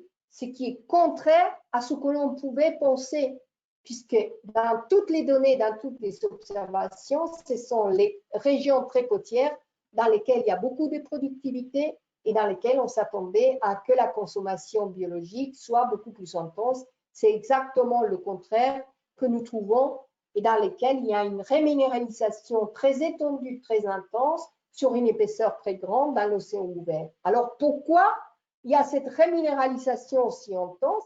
Eh bien, c'est pour cette hypothèse que je vous introduisais au départ, c'est qu'il faut beaucoup d'oxygène pour qu'il y ait beaucoup de consommation de cet oxygène-là, et c'est ce que je vais montrer maintenant. Alors, le centre, le sud du plateau, c'est donc les phénomènes de dynamique qui vont gouverner. Et dans la partie nord de l'Opoline et dans l'océan ouvert, c'est surtout une dominance ici de la consommation par les mécanismes biogéochimiques qui vont dominer pour la formation de la zone des minimums d'oxygène. Alors, je fais ici schématiquement les résultats de ce petit modèle que nous avions construit et qui nous montre en fait que en vert, c'est la fabrication du pic de l'azote, en rouge, c'est le CO2 et en jaune ici, c'est la zone, l'épaisseur de la zone des minimums d'oxygène. Donc, pourquoi je montre ça maintenant? Parce que la fabrication de la zone des minimums d'oxygène est connectée avec cette fabrication de maximum du N2O. Alors, vous le voyez parfaitement que nous avons un maximum de carbone, un maximum de pic. Un maximum de carbone, un maximum de pic. Mais que les flux échangés à l'interface océan-atmosphère, ils vont changer et ils vont dépendre de la profondeur à laquelle se trouve le maximum de la zone des minimums d'oxygène. Lorsque nous avons une oxycline moins profonde, une zone des minimums d'oxygène moins profonde, nous avons des faibles apports de N2O et de CO2 et des flux qui sont toujours des sources pour l'atmosphère. Au fur et à mesure que la zone des minimums d'oxygène s'enfonce et qu'il y a un opoéline qui nous amène ça à la surface, nous allons avoir des flux de N2O et de CO2 qui vont être beaucoup plus grands et les deux dans le sens d'une source. Nous avons trouvé que dans le Pacifique Sud-Est, 35% des configurations étaient liées à des faibles flux de CO2 et de N2O. Et lorsque nous avions, oh là là, je sais pas, lorsque nous avions donc une couche de faible oxygène beaucoup plus profond, c'est un flux de CO2 beaucoup plus grand que la contribution de N2O qui va avoir lieu. Donc, l'intensité de l'opoéline et l'intensité de la zone des minimums d'oxygène vont me créer des conditions qui sont très différentes et qui m'expliquent en fait ce que les articles avaient montré auparavant, fort flux de CO2, moins fort flux de CO2, etc. C'est relié à l'intensité de l'opoéline et à la profondeur et à l'épaisseur de la zone des minimums d'oxygène. Donc, l'opoéline en conclusion m'amène des faibles oxygènes, m'amène des forts CO2 et contribue à que j'ai des situations de flux des échanges et des faits de rétroaction vers l'atmosphère, soit couplés, soit découplés du CO2 et des N2O, des deux principales gaz à effet de serre. Alors, on va voir maintenant, avant de vous montrer quelques figures des impacts de tout ça dans les organismes, on va voir comment on se maintient en fait par ce mécanisme biogéochimique qui est si intriguant, si original en fait, qui est qu'on a besoin de l'oxygène pour créer et intensifier la zone des minimums d'oxygène, parce que si je n'ai pas d'oxygène, elle ne peut pas s'intensifier. Et c'est cette forte réminéralisation dont je vous parle depuis le début et qui est liée à un consortium de bactéries. Pour la mettre en évidence, j'utilise le même principe, c'est-à-dire qu'on évalue ces deltas de l'oxygène avec les méthodes inverses et on obtient un profil donc qui me donne la contribution de formation due à des mécanismes physiques, c'est ce que j'appelle ici le O-mixing, et qui est maximal en surface et qui diminue avec la profondeur et qui a une contribution qui est positive.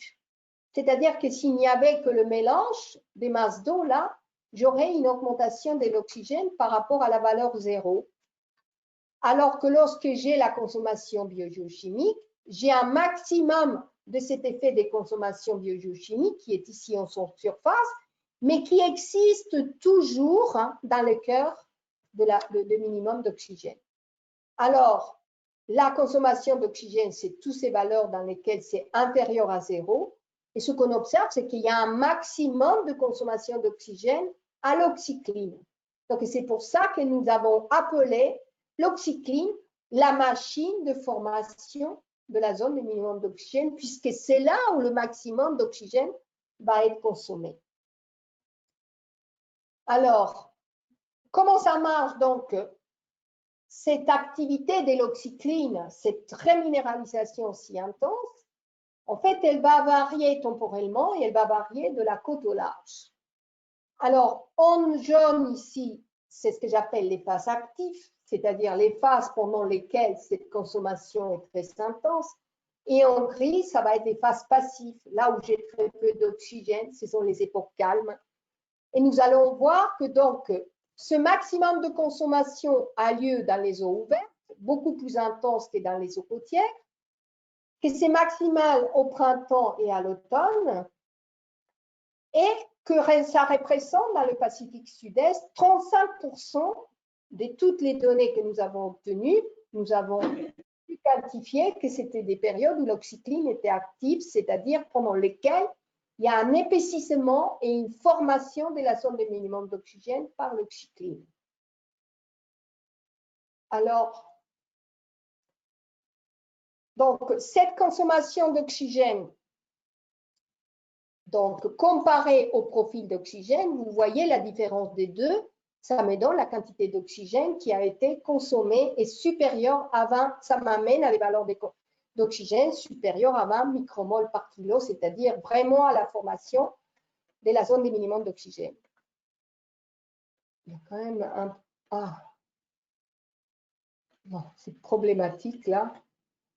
Alors, lorsqu'on regarde la comparaison entre la phase active et la phase passive, ici en gris, nous observons qu'à la côte, c'est la période donc, de passivité, c'est-à-dire de moins de consommation d'oxygène par ce mécanisme, que ça varie de façon saisonnière, et donc c'est pendant l'hiver et pendant l'été où on va avoir cette phase de passivité, moins d'extension de la zone d'oxygène, et c'est 65% d'écart. Soit la zone de minimum d'oxygène est en steady state, c'est-à-dire en équilibre ou en destruction, et 35% des situations dans lesquelles on va avoir une intensification de la zone de minimum d'oxygène.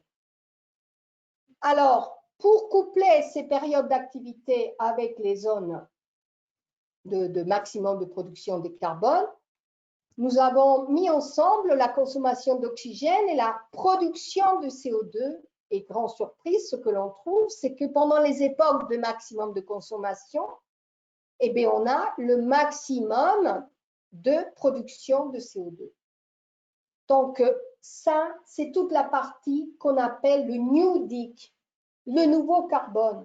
Ce n'est pas le carbone qui était là avec les vieilles masses d'eau qui sont restées longtemps avec la circulation, mais c'est un nouveau dick qui a été fabriqué à partir de la reminéralisation. C'est repassé à augmenter ce carbone maximum zone. Donc, c'est un nouveau dick fabriqué localement par opposition à ce carbone qui vient avec la circulation océanique. Donc, ce nouveau dick est forcément donc associé à une reminéralisation qui est locale et d'après nos évaluations, qui peut contribuer à plus de 100 micromoles par kilo de carbone, c'est-à-dire à faire que cette production de carbone dans cette couche soit 2 à 5 fois plus forte dans les zones de minimum d'oxygène que dans les zones en subsurface dans lesquelles il y a beaucoup d'oxygène. Ce nouveau dick nous explique environ 58 à 60% de la zone de maximum de carbone. Alors, pourquoi il y a ces maximums de reminéralisation? Eh bien, parce que dans les zones de minimum d'oxygène, il y a des conditions très particulières. Lorsque je schématise ici la zone de minimum d'oxygène avec l'oxycline, on a en surface toute une zone d'aérobie, c'est-à-dire qu'il y a de l'oxygène. Mélangé avec de l'aérobie, dans l'oxycline, je peux avoir des concentrations dans lesquelles commencent à avoir des mécanismes associés à l'anaérobie, c'est-à-dire des mécanismes physiologiques associés aux organismes, aux bactéries, qui peuvent utiliser des relatives faibles concentrations d'oxygène. Et ensuite, au cœur de l'OMZ, nous avons uniquement des processus anaérobiques. Donc, cette forte stratification qui caractérise l'oxycline de la zone d'émiettement d'oxygène va faire qu'on peut avoir en même temps, dans la même profondeur, des mécanismes qui ont lieu dans l'océan, mais dans des zones très différentes. L'océan, il est aérobie dans toute la couche éclairée des surfaces, et on trouve de l'anaérobie uniquement dans les eaux très profondes, proches des sédiments. Et ici, on peut coupler à la fois les deux mécanismes. Donc, on va avoir une chimiotrophie qui est particulière et on va avoir une phototrophie qui est liée à la lumière. La chimiotrophie, c'est lié à la chimie, liée à la concentration d'oxydation à l'oxygène. Comme ils sont suffisamment en surface, nous allons avoir une luminosité, une couche photique qui peut être plus profonde que l'oxycline. Il y a encore de la lumière.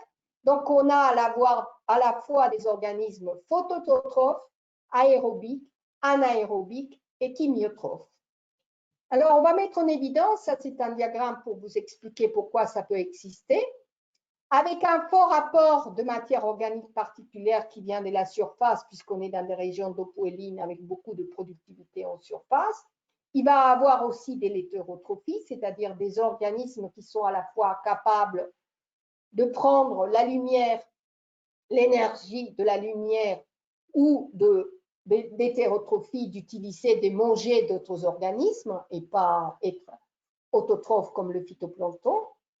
Et je vous montre ici, pour finir avec cet aspect-là et vous démontrer le consortium des bactéries, on utilise le même principe de droite de mélange, mais cette fois-ci avec l'utilisation apparente de l'oxygène en abscisse et la production de ce pic de N2O qui nous caractérise la dénitrification et la zone des minimums d'oxygène. Et on obtient bien que toute cette droite qui va donc des fortes valeurs d'oxygène vers des faibles valeurs d'oxygène, ici c'est la valeur limite des zéros, hein, faible oxygène et valeur supérieure d'oxygène, consommation de l'oxygène dans ce sens-là, c'est le mécanisme de nitrification, le seul qui est capable d'exister dans des fortes concentrations d'oxygène en même temps qu'il ne consomme les nitrates. Et ça a lieu à l'oxycline. Lorsque nous avons des points qui s'alignent de cette façon-là, c'est-à-dire qu'il n'y a pas de variation de l'oxygène, mais que j'ai une forte diminution de l'azote, eh c'est le mécanisme de nitrification. 26% des cas sont liés donc à des mécanismes de dénitrification. Et il y a des données dans lesquelles on obtient à la fois une nitrification et une dénitrification, 19% du cas. Et toutes ces zones-là, c'est-à-dire le cœur de l'oxycline, nous allons avoir à la fois de la dénitrification et tous ces mécanismes complexes dont je vous ai parlé au début de l'anamorphe. Alors, on valide en observant le pic associé au faible oxygène, on a le pic des N2O qui a la même profondeur dans l'oxycline. Donc, un pic extrême de production des N2O dans l'oxycline, là où se fabrique la zone de minimum d'oxygène. Et ce couplage, donc, entre oxygène, nitrate, nitrite, N2O, fabrication de N2O, qui est à la fois due à la nitrification, qui est plutôt ici à l'oxycline, et la dénitrification qui est dans les zones les plus profondes. Donc, nous voyons bien qu'il y a un consortium des bactéries qui est le seul qui peut exister, qui peut nous faire à la fois tous ces mécanismes qui impliquent que la reminéralisation soit beaucoup plus intense dans ces régions. Et voilà la preuve. Dans un diagramme entre le delta d'Ic et le delta de l'oxygène, toutes les données qui se trouvent dans ces carrés-là sont liées à des mécanismes d'aérobie, de reminéralisation. Ce qui se trouve dans les axes, c'est l'anaérobie, la réminéralisation anaérobie. Ce qui se trouve dans ce carré sont des bactéries ou de phytoplancton capables d'utiliser la lumière et le CO2, la photosynthèse. Et tout qui se trouve dans cet axe-là et dans ce carré, c'est la nitrification. Donc, ça, c'est nos résultats. Nous montrons avec cela que l'hypothèse que nous avions au départ, que c'est possible une réminéralisation très intense par ce consortium de bactéries, mais il fallait passer à l'étape suivante, et ça, ce n'est plus mon travail parce que je ne fais pas de travail des biologistes. C'est ce qu'ils sont en train de faire aujourd'hui les biologistes, c'est-à-dire d'essayer d'analyser si vraiment ce consortium de bactéries que nos données suggèrent qu'il existe vraiment dans les zones d'éloignement d'oxygène. Donc, il faut faire du barcoding, de la génétique, etc. Observer les bactéries archéennes qui sont capables de dénitrification des vivre dans des faibles oxygènes pour voir si mon hypothèse de cette minéralisation très forte et de cette extension du carbone maximum zone et d'extension des zones de minimum d'oxygène peut s'expliquer par ce consortium de bactéries. Alors, ça a une conséquence très importante, c'est dans la qu'on a déjà vu, en fait, que je vais passer vite, qui est de diminuer le pH. Les phases actives les phases actives ici à gauche me fait une diminution très intense du pH. Donc, tous ces mécanismes de réminéralisation m'impliquent une intensification de la baisse du pH, c'est-à-dire une intensification de l'acidification, ce qui expliquerait en même temps que les zones de minimum d'oxygène soient les plus intenses zones d'acidification de l'océan. Le premier impact en lien avec la biologie que je vais vous montrer, parce qu'ensuite je vais vous montrer juste quelques résultats d'impact de cette existence des zones de minimum d'oxygène sur les organismes, comme j'avais fait pour l'acidification. Ce premier impact est très important. Est très important parce qu'on a retrouvé ce qui montre cette figure, qui sont les rapports molaires, les rapports carbone, azote, carbone, oxygène, qui contient les organismes qui se développent dans des zones de minimum d'oxygène. Pour ceux qui ont déjà fait un petit peu de biogéochimie, d'océans ou des lacs ou d'autres endroits, vous savez que la vie, y compris nous avons un rapport carbone sur azote ou carbone sur oxygène qui est un rapport constant. Et c'est un rapport que nous avons besoin. Si ce rapport change, on meurt. Le phytoplancton meurt, les bactéries meurent et les êtres vivants meurent. Il se trouve que nous avons le même rapport que le phytoplancton et que le phytoplancton a le même rapport carbone sur azote que l'océan. Ça, c'est un des secrets les plus grands qui enferme la biogéochimie de l'océan. Comprend pourquoi la vie a la valeur de ces rapports. Ces rapports, c'est 1 de phosphore pour 16 d'azote. Rapport N sur P, 16. N16, carbone, 106. 106 sur 16, c'est le rapport dont la vie a besoin. Lorsque ces rapports changent, par exemple dans l'eutrophisation, lorsqu'on met beaucoup de nitrates dans les rivières, ça nous affecte, ça modifie nos rapports C sur N. Ça modifie le rapport C sur N des plantes. Ça modifie le rapport C sur N et les organismes se mettent à être détruits et ce qu'on va faire proliférer, c'est des algues toxiques qui vont avoir un rapport C sur N très différent. Il se trouve que nous avons calculé ces rapports dans les zones des minimums d'oxygène et ce que nous avons trouvé pendant ces périodes de formation de l'OMC, c'est des rapports C sur O, évidemment très forts, beaucoup plus forts que ceux de la vie normale d'un océan aérobique et des rapports que nous avons. Et c'est la même chose pour toutes les périodes en variabilité saisonnière. Et nous avons trouvé aussi des changements de rapports constitutifs de la vie, des C sur N, aussi très importants dans les zones de minimum d'oxygène.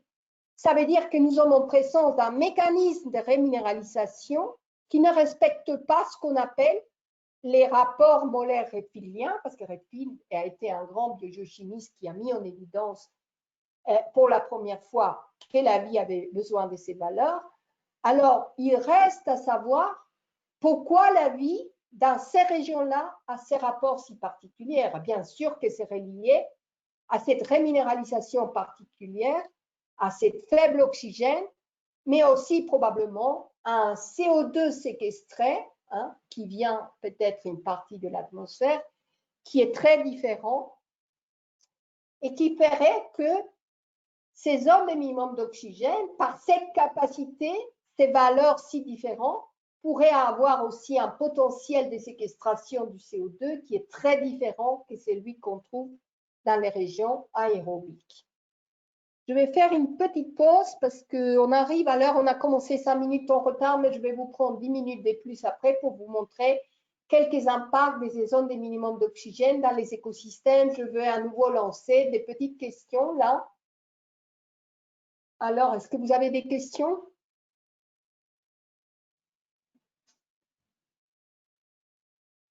Alors,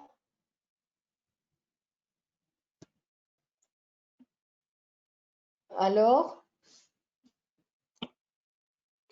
n'y a pas de questions?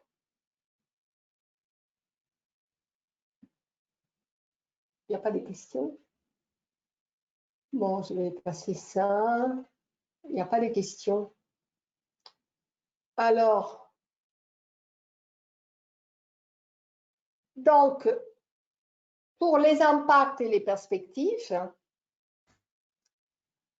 en fait, je n'ai pas beaucoup parlé de l'hypothèse de calme, parce que nous n'avons pas le temps de tout explorer, mais en fait, ces zones d'hypoxie et des suboxie, j'ai fait le test avec le modèle de l'IPSL.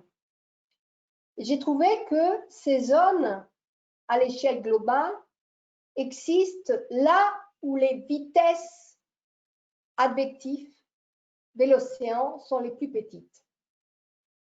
Donc, toute l'épaisseur, mais toute l'extension horizontale, j'ai corrélé les sorties des calculs de la circulation générale de l'océan avec ces distributions de l'oxygène. Et j'ai trouvé en fait, et c'est pour ça que j'ai lancé l'hypothèse du calme, c'est que tout d'abord, ce sont des régions dans lesquelles ce transport advectif est si petit que c'est comme une pièce dans laquelle vous rentrez et vous fermez jamais et vous ouvrez jamais les fenêtres. L'oxygène, vous allez le respirer, vous allez le consommer. Et comme ça recircule peu, ça ne va pas s'oxygéner. Donc, c'est l'hypothèse de base. Toutes les masses d'eau qui restent un peu confinées, qui se mélangent peu, elles vont perdre au fur et à mesure son oxygène. Donc, la première caractéristique qui nous permet de comprendre cette extension des zones de minimum d'oxygène, c'est l'hypothèse du calme, c'est-à-dire les vitesses, le renouvellement et la ventilation les plus faibles qui existent dans l'océan global. Alors, ce que je propose donc, c'est qu'il faut qu'on définisse les valeurs H et W, c'est-à-dire les vitesses verticales et les vitesses horizontales, la valeur threshold, c'est-à-dire la valeur limite, à partir de laquelle nous créons des conditions d'hypoxie et des conditions de suboxie qui peuvent nous servir pour pouvoir prédire quand est-ce que l'océan ou quand est-ce qu'un lac, parce que c'est les mêmes conditions, la relation entre ces conditions de calme et la quantité de carbone organique qui arrive de la surface de la productivité, il faut qu'on définisse aujourd'hui des études qui nous permettent de comprendre et de quantifier au-delà de quelles valeurs limites on va créer ces conditions des zones de minimum d'oxygène. La mer Baltique, c'est une zone de minimum d'oxygène complète. La mer Noire aussi. Et ça a été fabriqué par les êtres humains. Je n'ai pas parlé aujourd'hui, j'ai parlé que des zones de minimum d'oxygène connectées avec le changement climatique. Mais lorsqu'on fertilise l'agriculture, on intensifie les zones de minimum d'oxygène de l'océan parce qu'on implique une augmentation des nitrates, fertilisation, augmentation du POC et de la productivité primaire. Donc, il y a une extension aussi des zones de minimum d'oxygène qui est liée à la perturbation de l'environnement. Donc, pour toutes les applications des prédictions et des managements des terres, de l'agriculture, qu'on nous demande de regarder les conséquences de l'eutrophisation, il faudrait que l'on comprenne à la fois les valeurs limites du carbone qui est fabriqué en surface ou modifié par l'eutrophisation ou par les changements climatiques et les valeurs limites de ces vitesses que les modèles aujourd'hui de circulation générale quantifient, mais qui on sait aujourd'hui sont pas très bonnes encore en valeur absolue pour être sûr de comprendre au-delà de quelles valeurs il y a vraiment l'hypoxie, la suboxie, voire la zone d'émulsion d'oxygène qui va se fabriquer. Le deuxième impact et perspective pour vous tous qui commencez à faire de la recherche, ça me semblait très important, c'est que les zones d'émulsion d'oxygène changent parce que le climat change, parce qu'il y a la fertilisation par le fer, ou aussi parce qu'on veut utiliser les fertilisations par le fer pour résoudre le problème du CO2, ou à cause de la fertilisation de l'agriculture. Le problème très grave de toutes ces solutions, c'est que ça m'intensifie les zones de minimum d'oxygène, et que lorsque j'intensifie les zones de minimum d'oxygène qui ont été proposées de les appeler les zones mortes de l'océan, c'est aussi cet effet de rétroaction sur le CO2 et sur le N2O que l'extension des zones de minimum d'oxygène va avoir. Je travaille beaucoup sur l'Arctique et Nicolas qui nous écoute travaille sur l'Arctique. Et en fait, mes derniers travaux montrent que j'étais étonnée, je n'ai pas trop parlé, mais il y a aussi des zones de faible oxygène dans les hautes latitudes et une région, c'est l'Arctique. Et mon hypothèse, c'est que la zone de faible oxygène de l'océan Arctique est liée à une augmentation de la stratification qui, elle, est liée à une fonte de glace de mer qui a perdu 30 à 40% de sa couverture depuis les 30 dernières années. Mais alors, il y a d'autres zones d'émulsion d'oxygène très proches de nous, comme celle de la mer Méditerranée, dans lesquelles on est en train de créer une zone d'émulsion d'oxygène aujourd'hui et que l'on sait qu'il a existé aussi aux échelles paléoclimatiques. C'est ce qu'on appelle les... Ah, j'oublie le nom, je vous dirai après. Il y a une extension des zones d'émulsion d'oxygène créée par les apports des nutriments, des nitrates et des phosphates qu'utilisent tous les pays au nord du bassin méditerranéen pour fertiliser l'agriculture. Enfin, il faut aussi tenir compte qu'il faut bien comprendre et introduire dans les modèles climatiques cet effet de rétroaction. Lorsque l'on passe d'une période glaciaire, interglaciaire, augmentation du CO2 du 10% à cause de l'extension des zones d'émulsion d'oxygène, et le fait que, par exemple, uniquement le Pacifique Sud peut nous injecter, contribuer à 72% de l'augmentation du N2O que l'on a observé, que l'on a mesuré dans l'atmosphère aujourd'hui.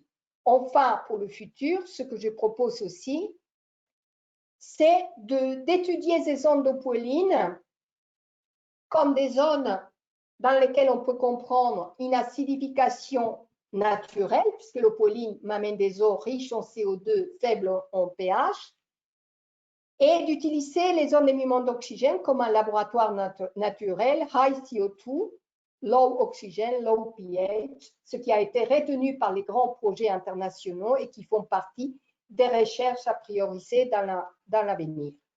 Moi, ce que je rajoute pour ceux qui font de la biogéochimie ou de la biologie, c'est de bien regarder ces rapports molaires anormaux et qui ressemblent aux rapports molaires qui auraient pu avoir la vie à l'origine dans l'océan.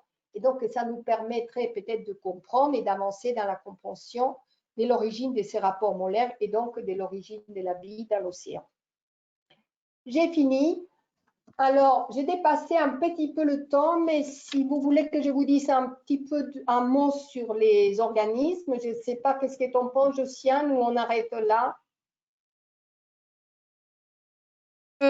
On peut, je sais pas, peut-être regarder quelques images, hein, Quelques images des impacts, alors, bon, peut-être... pendant, je sais pas, pendant 5 minutes, par exemple, hein. Voilà.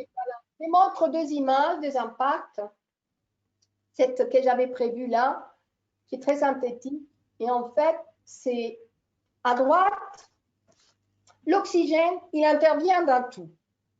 Dans tous les mécanismes des êtres vivants.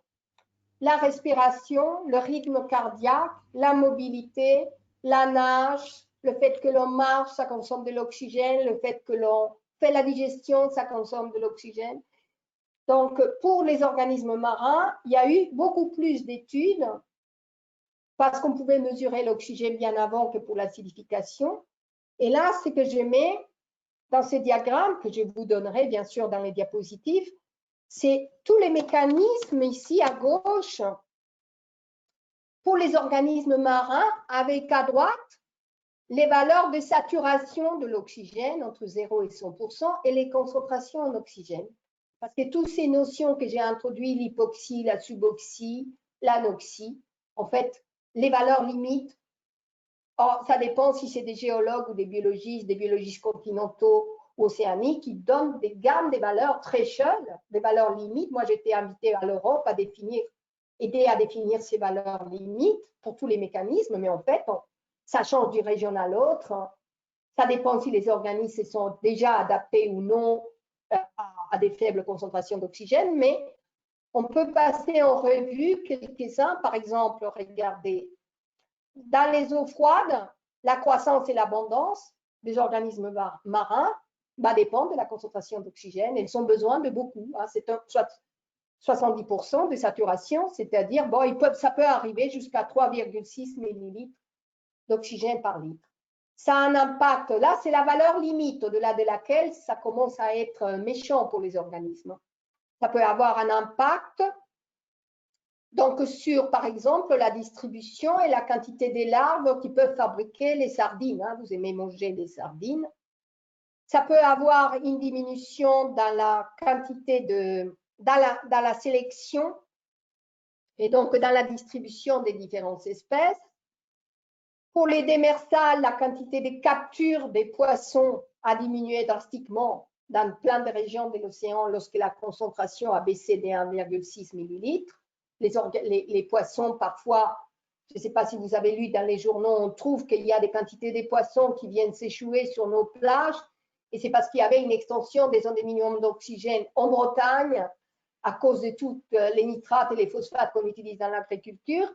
Et donc, la mort des larves, mais aussi la mort de quantité des poissons parce qu'ils ne peuvent pas respirer. Alors, ça peut diminuer aussi le jellyfish, à limiter la distribution des jellyfish. Ça peut aussi empêcher que certains des organismes peuvent nager et peuvent se déplacer pour aller chercher la nourriture.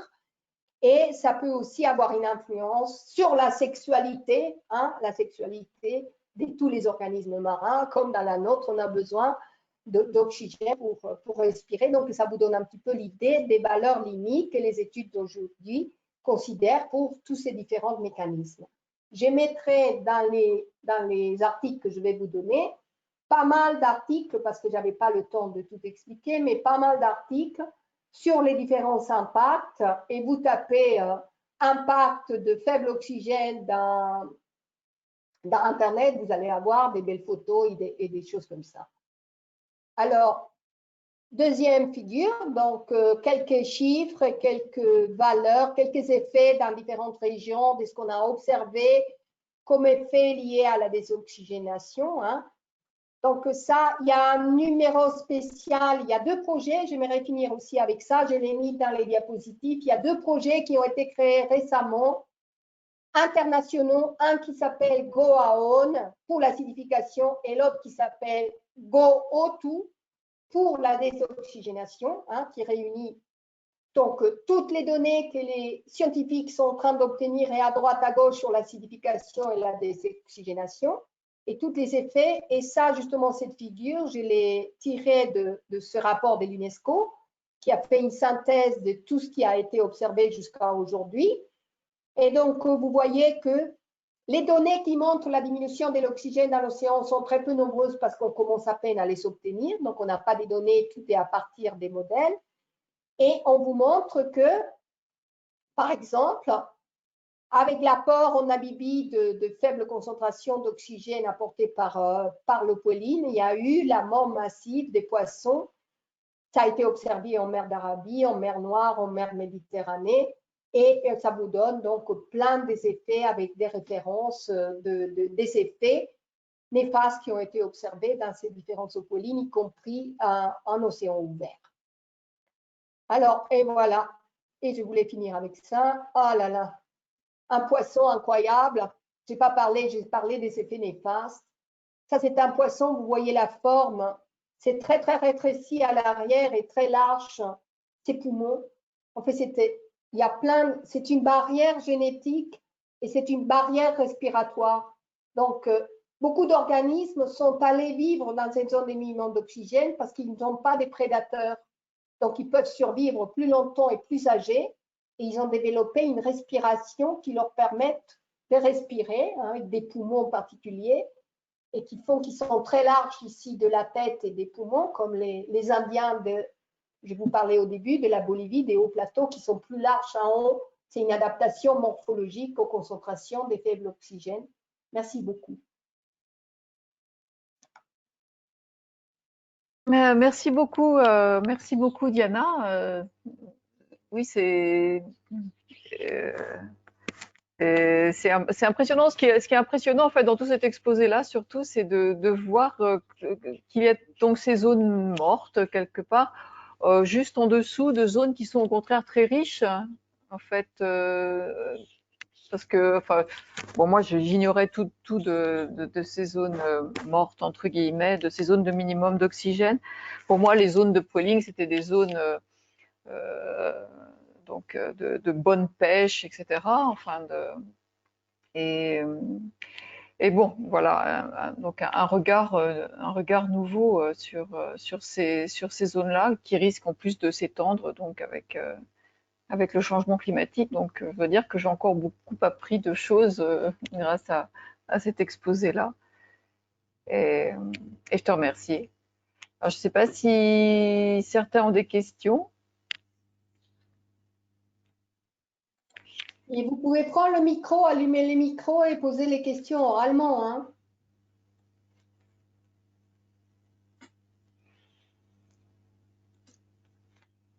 Alors, il n'y a pas de questions.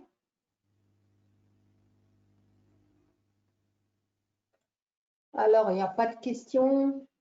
Mais alors, par exemple, dans un poisson comme celui-là, qui est pas beau, effectivement, enfin, je sais pas, enfin, qui a une avec cette grosse tête, bon, donc beaucoup de place pour les poumons, ça veut dire qu'on a moins de choses à manger dans un poisson comme celui-là aussi.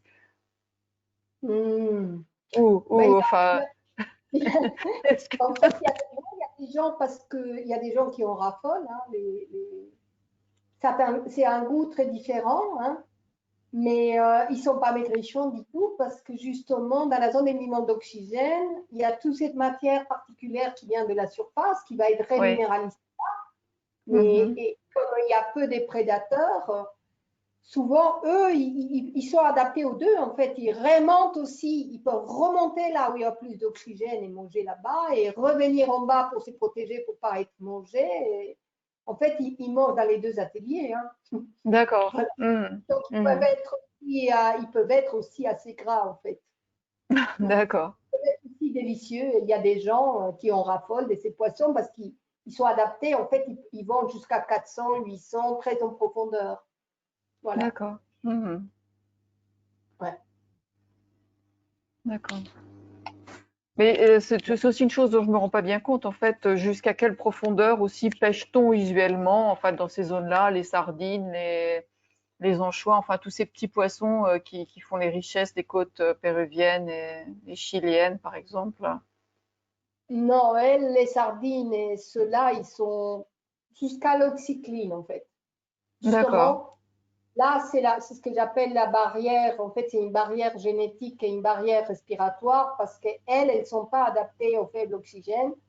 Donc, Oui. ce qui fait qu'elles ne peuvent pas traverser, hein. Et Mm. justement, c'est pour ça qu'en bas de l'oxycline, là, ça se concentre. Il y a beaucoup de matière particulière et il y a encore de l'oxygène. Et là, c'est rempli des poissons, mais qui ne peuvent pas traverser cette zone qui est une barrière D'accord. respiratoire.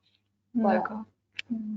Et justement, si cette barrière respiratoire, elle remonte à la surface, ça veut dire qu'il y aura moins de productivité par cette extension de la zone de minimum d'oxygène, même si nous avons beaucoup de nutriments, étant donné qu'il y a peu d'oxygène parce que la zone d'oxygène, le minimum d'oxygène remonte, il peut y avoir beaucoup moins de productivité. Tout ça, ce sont des choses qu'il faut mesurer, qu'il faut maintenant comprendre, en fait. Ouais, alors, il y a deux questions là. Mais vous pouvez parler, les jeunes, hein, vous pouvez prendre le micro. Alors, Myriam, ouvre ton micro et pose ta question. Hein? Oui, bonjour. En fait, Bonjour. juste, je demandais par curiosité s'il y aura un événement ou une réaction chimique peut-être qui pourra déclencher le lâchement du CO2 de ces zones, je veux dire, vers l'atmosphère. Alors, tout ça, ça c'est les modèles. Il faut arrêter maintenant votre micro là pour que je puisse répondre. Mais ça, c'est les modèles des prévisions. Hein. J'avais amené, mais bon, on n'a pas le temps dans cette longueur de cours. On a fait déjà des simulations. Mais ça va dépendre de l'hypothèse d'augmentation du CO2 dont on tient en compte et comment le vent va changer. Donc, pas forcément toute la ZDMO, hein, mais une partie de la ZDMO peut être expulsée vers la surface si les opoïlines côtiers sont très amplifiés dans l'avenir. Hein. Donc, mais pas toute la quantité que j'ai donnée, c'était nos évaluations. Si toute la ZDMO, mais la ZDMO, vous voyez qu'elle va très au large. Au large, l'extension, je n'ai pas parlé de ça. Ça, c'est toute une étude à part entière que j'ai aussi faite, mais qui est comment comprendre pourquoi la ZDMO, elle va si au large alors que l'opoline, il ne va pas si au large. Mais donc, c'est bien sûr qu'il y a une partie de ces carbone maximum zones qui peut passer de la surface à la surface, hein, bien sûr, mais laquelle, ben, ça reste à être compris, à être simulé. Hein. Par exemple, tout ce dont je vous ai parlé, c'est tous des résultats nouveaux et aucun modèle aujourd'hui océanique tient compte de tous les mécanismes dont je vous ai parlé, parce que tout ça, c'est nouveau. Et il faut des tas d'études en laboratoire et in situ pour comprendre cette reminéralisation, pour comprendre cette hypothèse du calme, pour pouvoir la mettre dans les modèles, pour pouvoir simuler l'effet futur. Hein. Voilà. Alors, Nicolas, tu peux prendre le micro? Nicolas? Oui, oui, bonjour. Donc, Bonjour. dans la même ligne de la question précédente, vous avez dit que toutes les zones OMZ, c'est aussi des zones de maximum de carbone. Mais pourquoi alors est-ce que les unes sont plus étendues que les autres? Alors, j'ai parlé, le carbone maximum zone, c'est lié à cette reminéralisation très intense. Et cette reminéralisation très intense, elle varie entre une gamme et une gamme d'oxygène. Il faut que j'ai le consortium de bactéries. Et le consortium de bactéries, ben, elle n'existe et elle n'est pas aussi efficace en fonction de la gamme d'oxygène dans laquelle on a. Et donc, une zone de minimum d'oxygène, ce n'est pas une valeur d'oxygène comme on considérait avant, mais c'est toute une gamme. Donc, pour qu'il y a de la reminéralisation tout au long de la zone de minimum d'oxygène, mais très, très intense, il faut d'abord qu'il y ait beaucoup d'oxygène pour qu'elle se crée et ensuite que j'ai les conditions de beaucoup de lumière, des différentes gammes, depuis aérobique à anaérobique, pour qu'il puisse y avoir autotropie, hétérotropie, etc.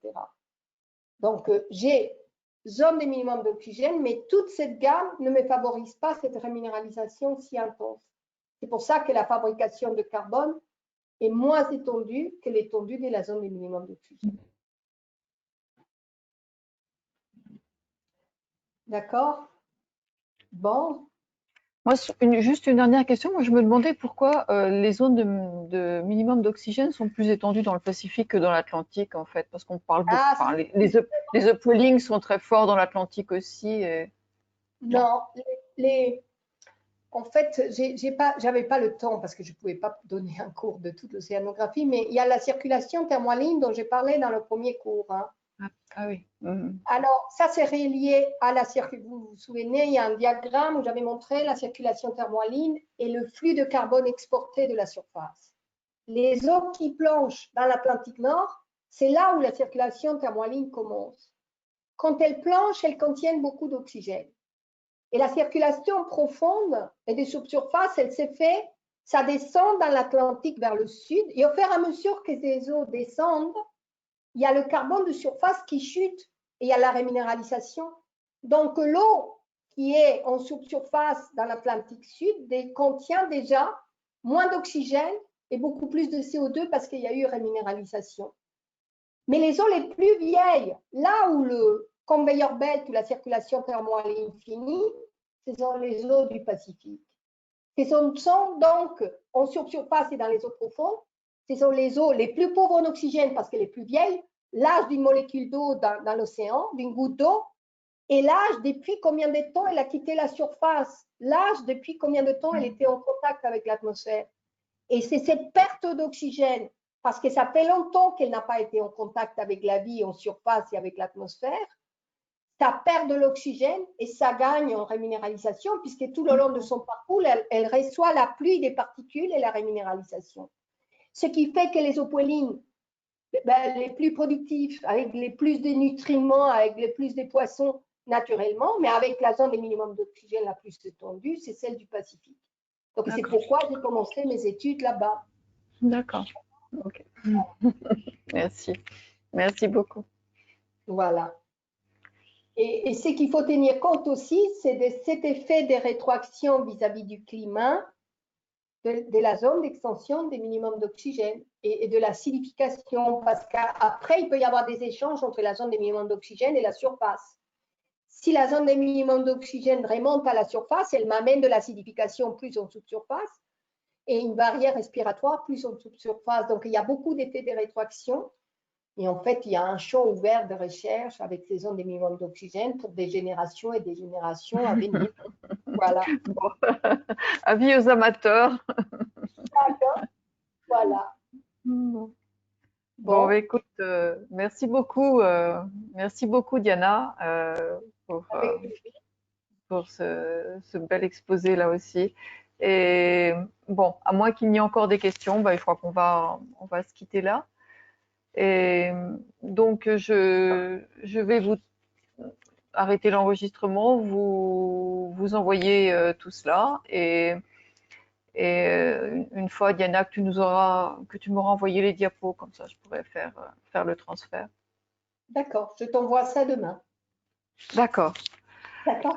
Allez, merci. Merci beaucoup à tous et au revoir. Et donc la prochaine séance, c'est le 6. Enfin, je vous le rappellerai bientôt.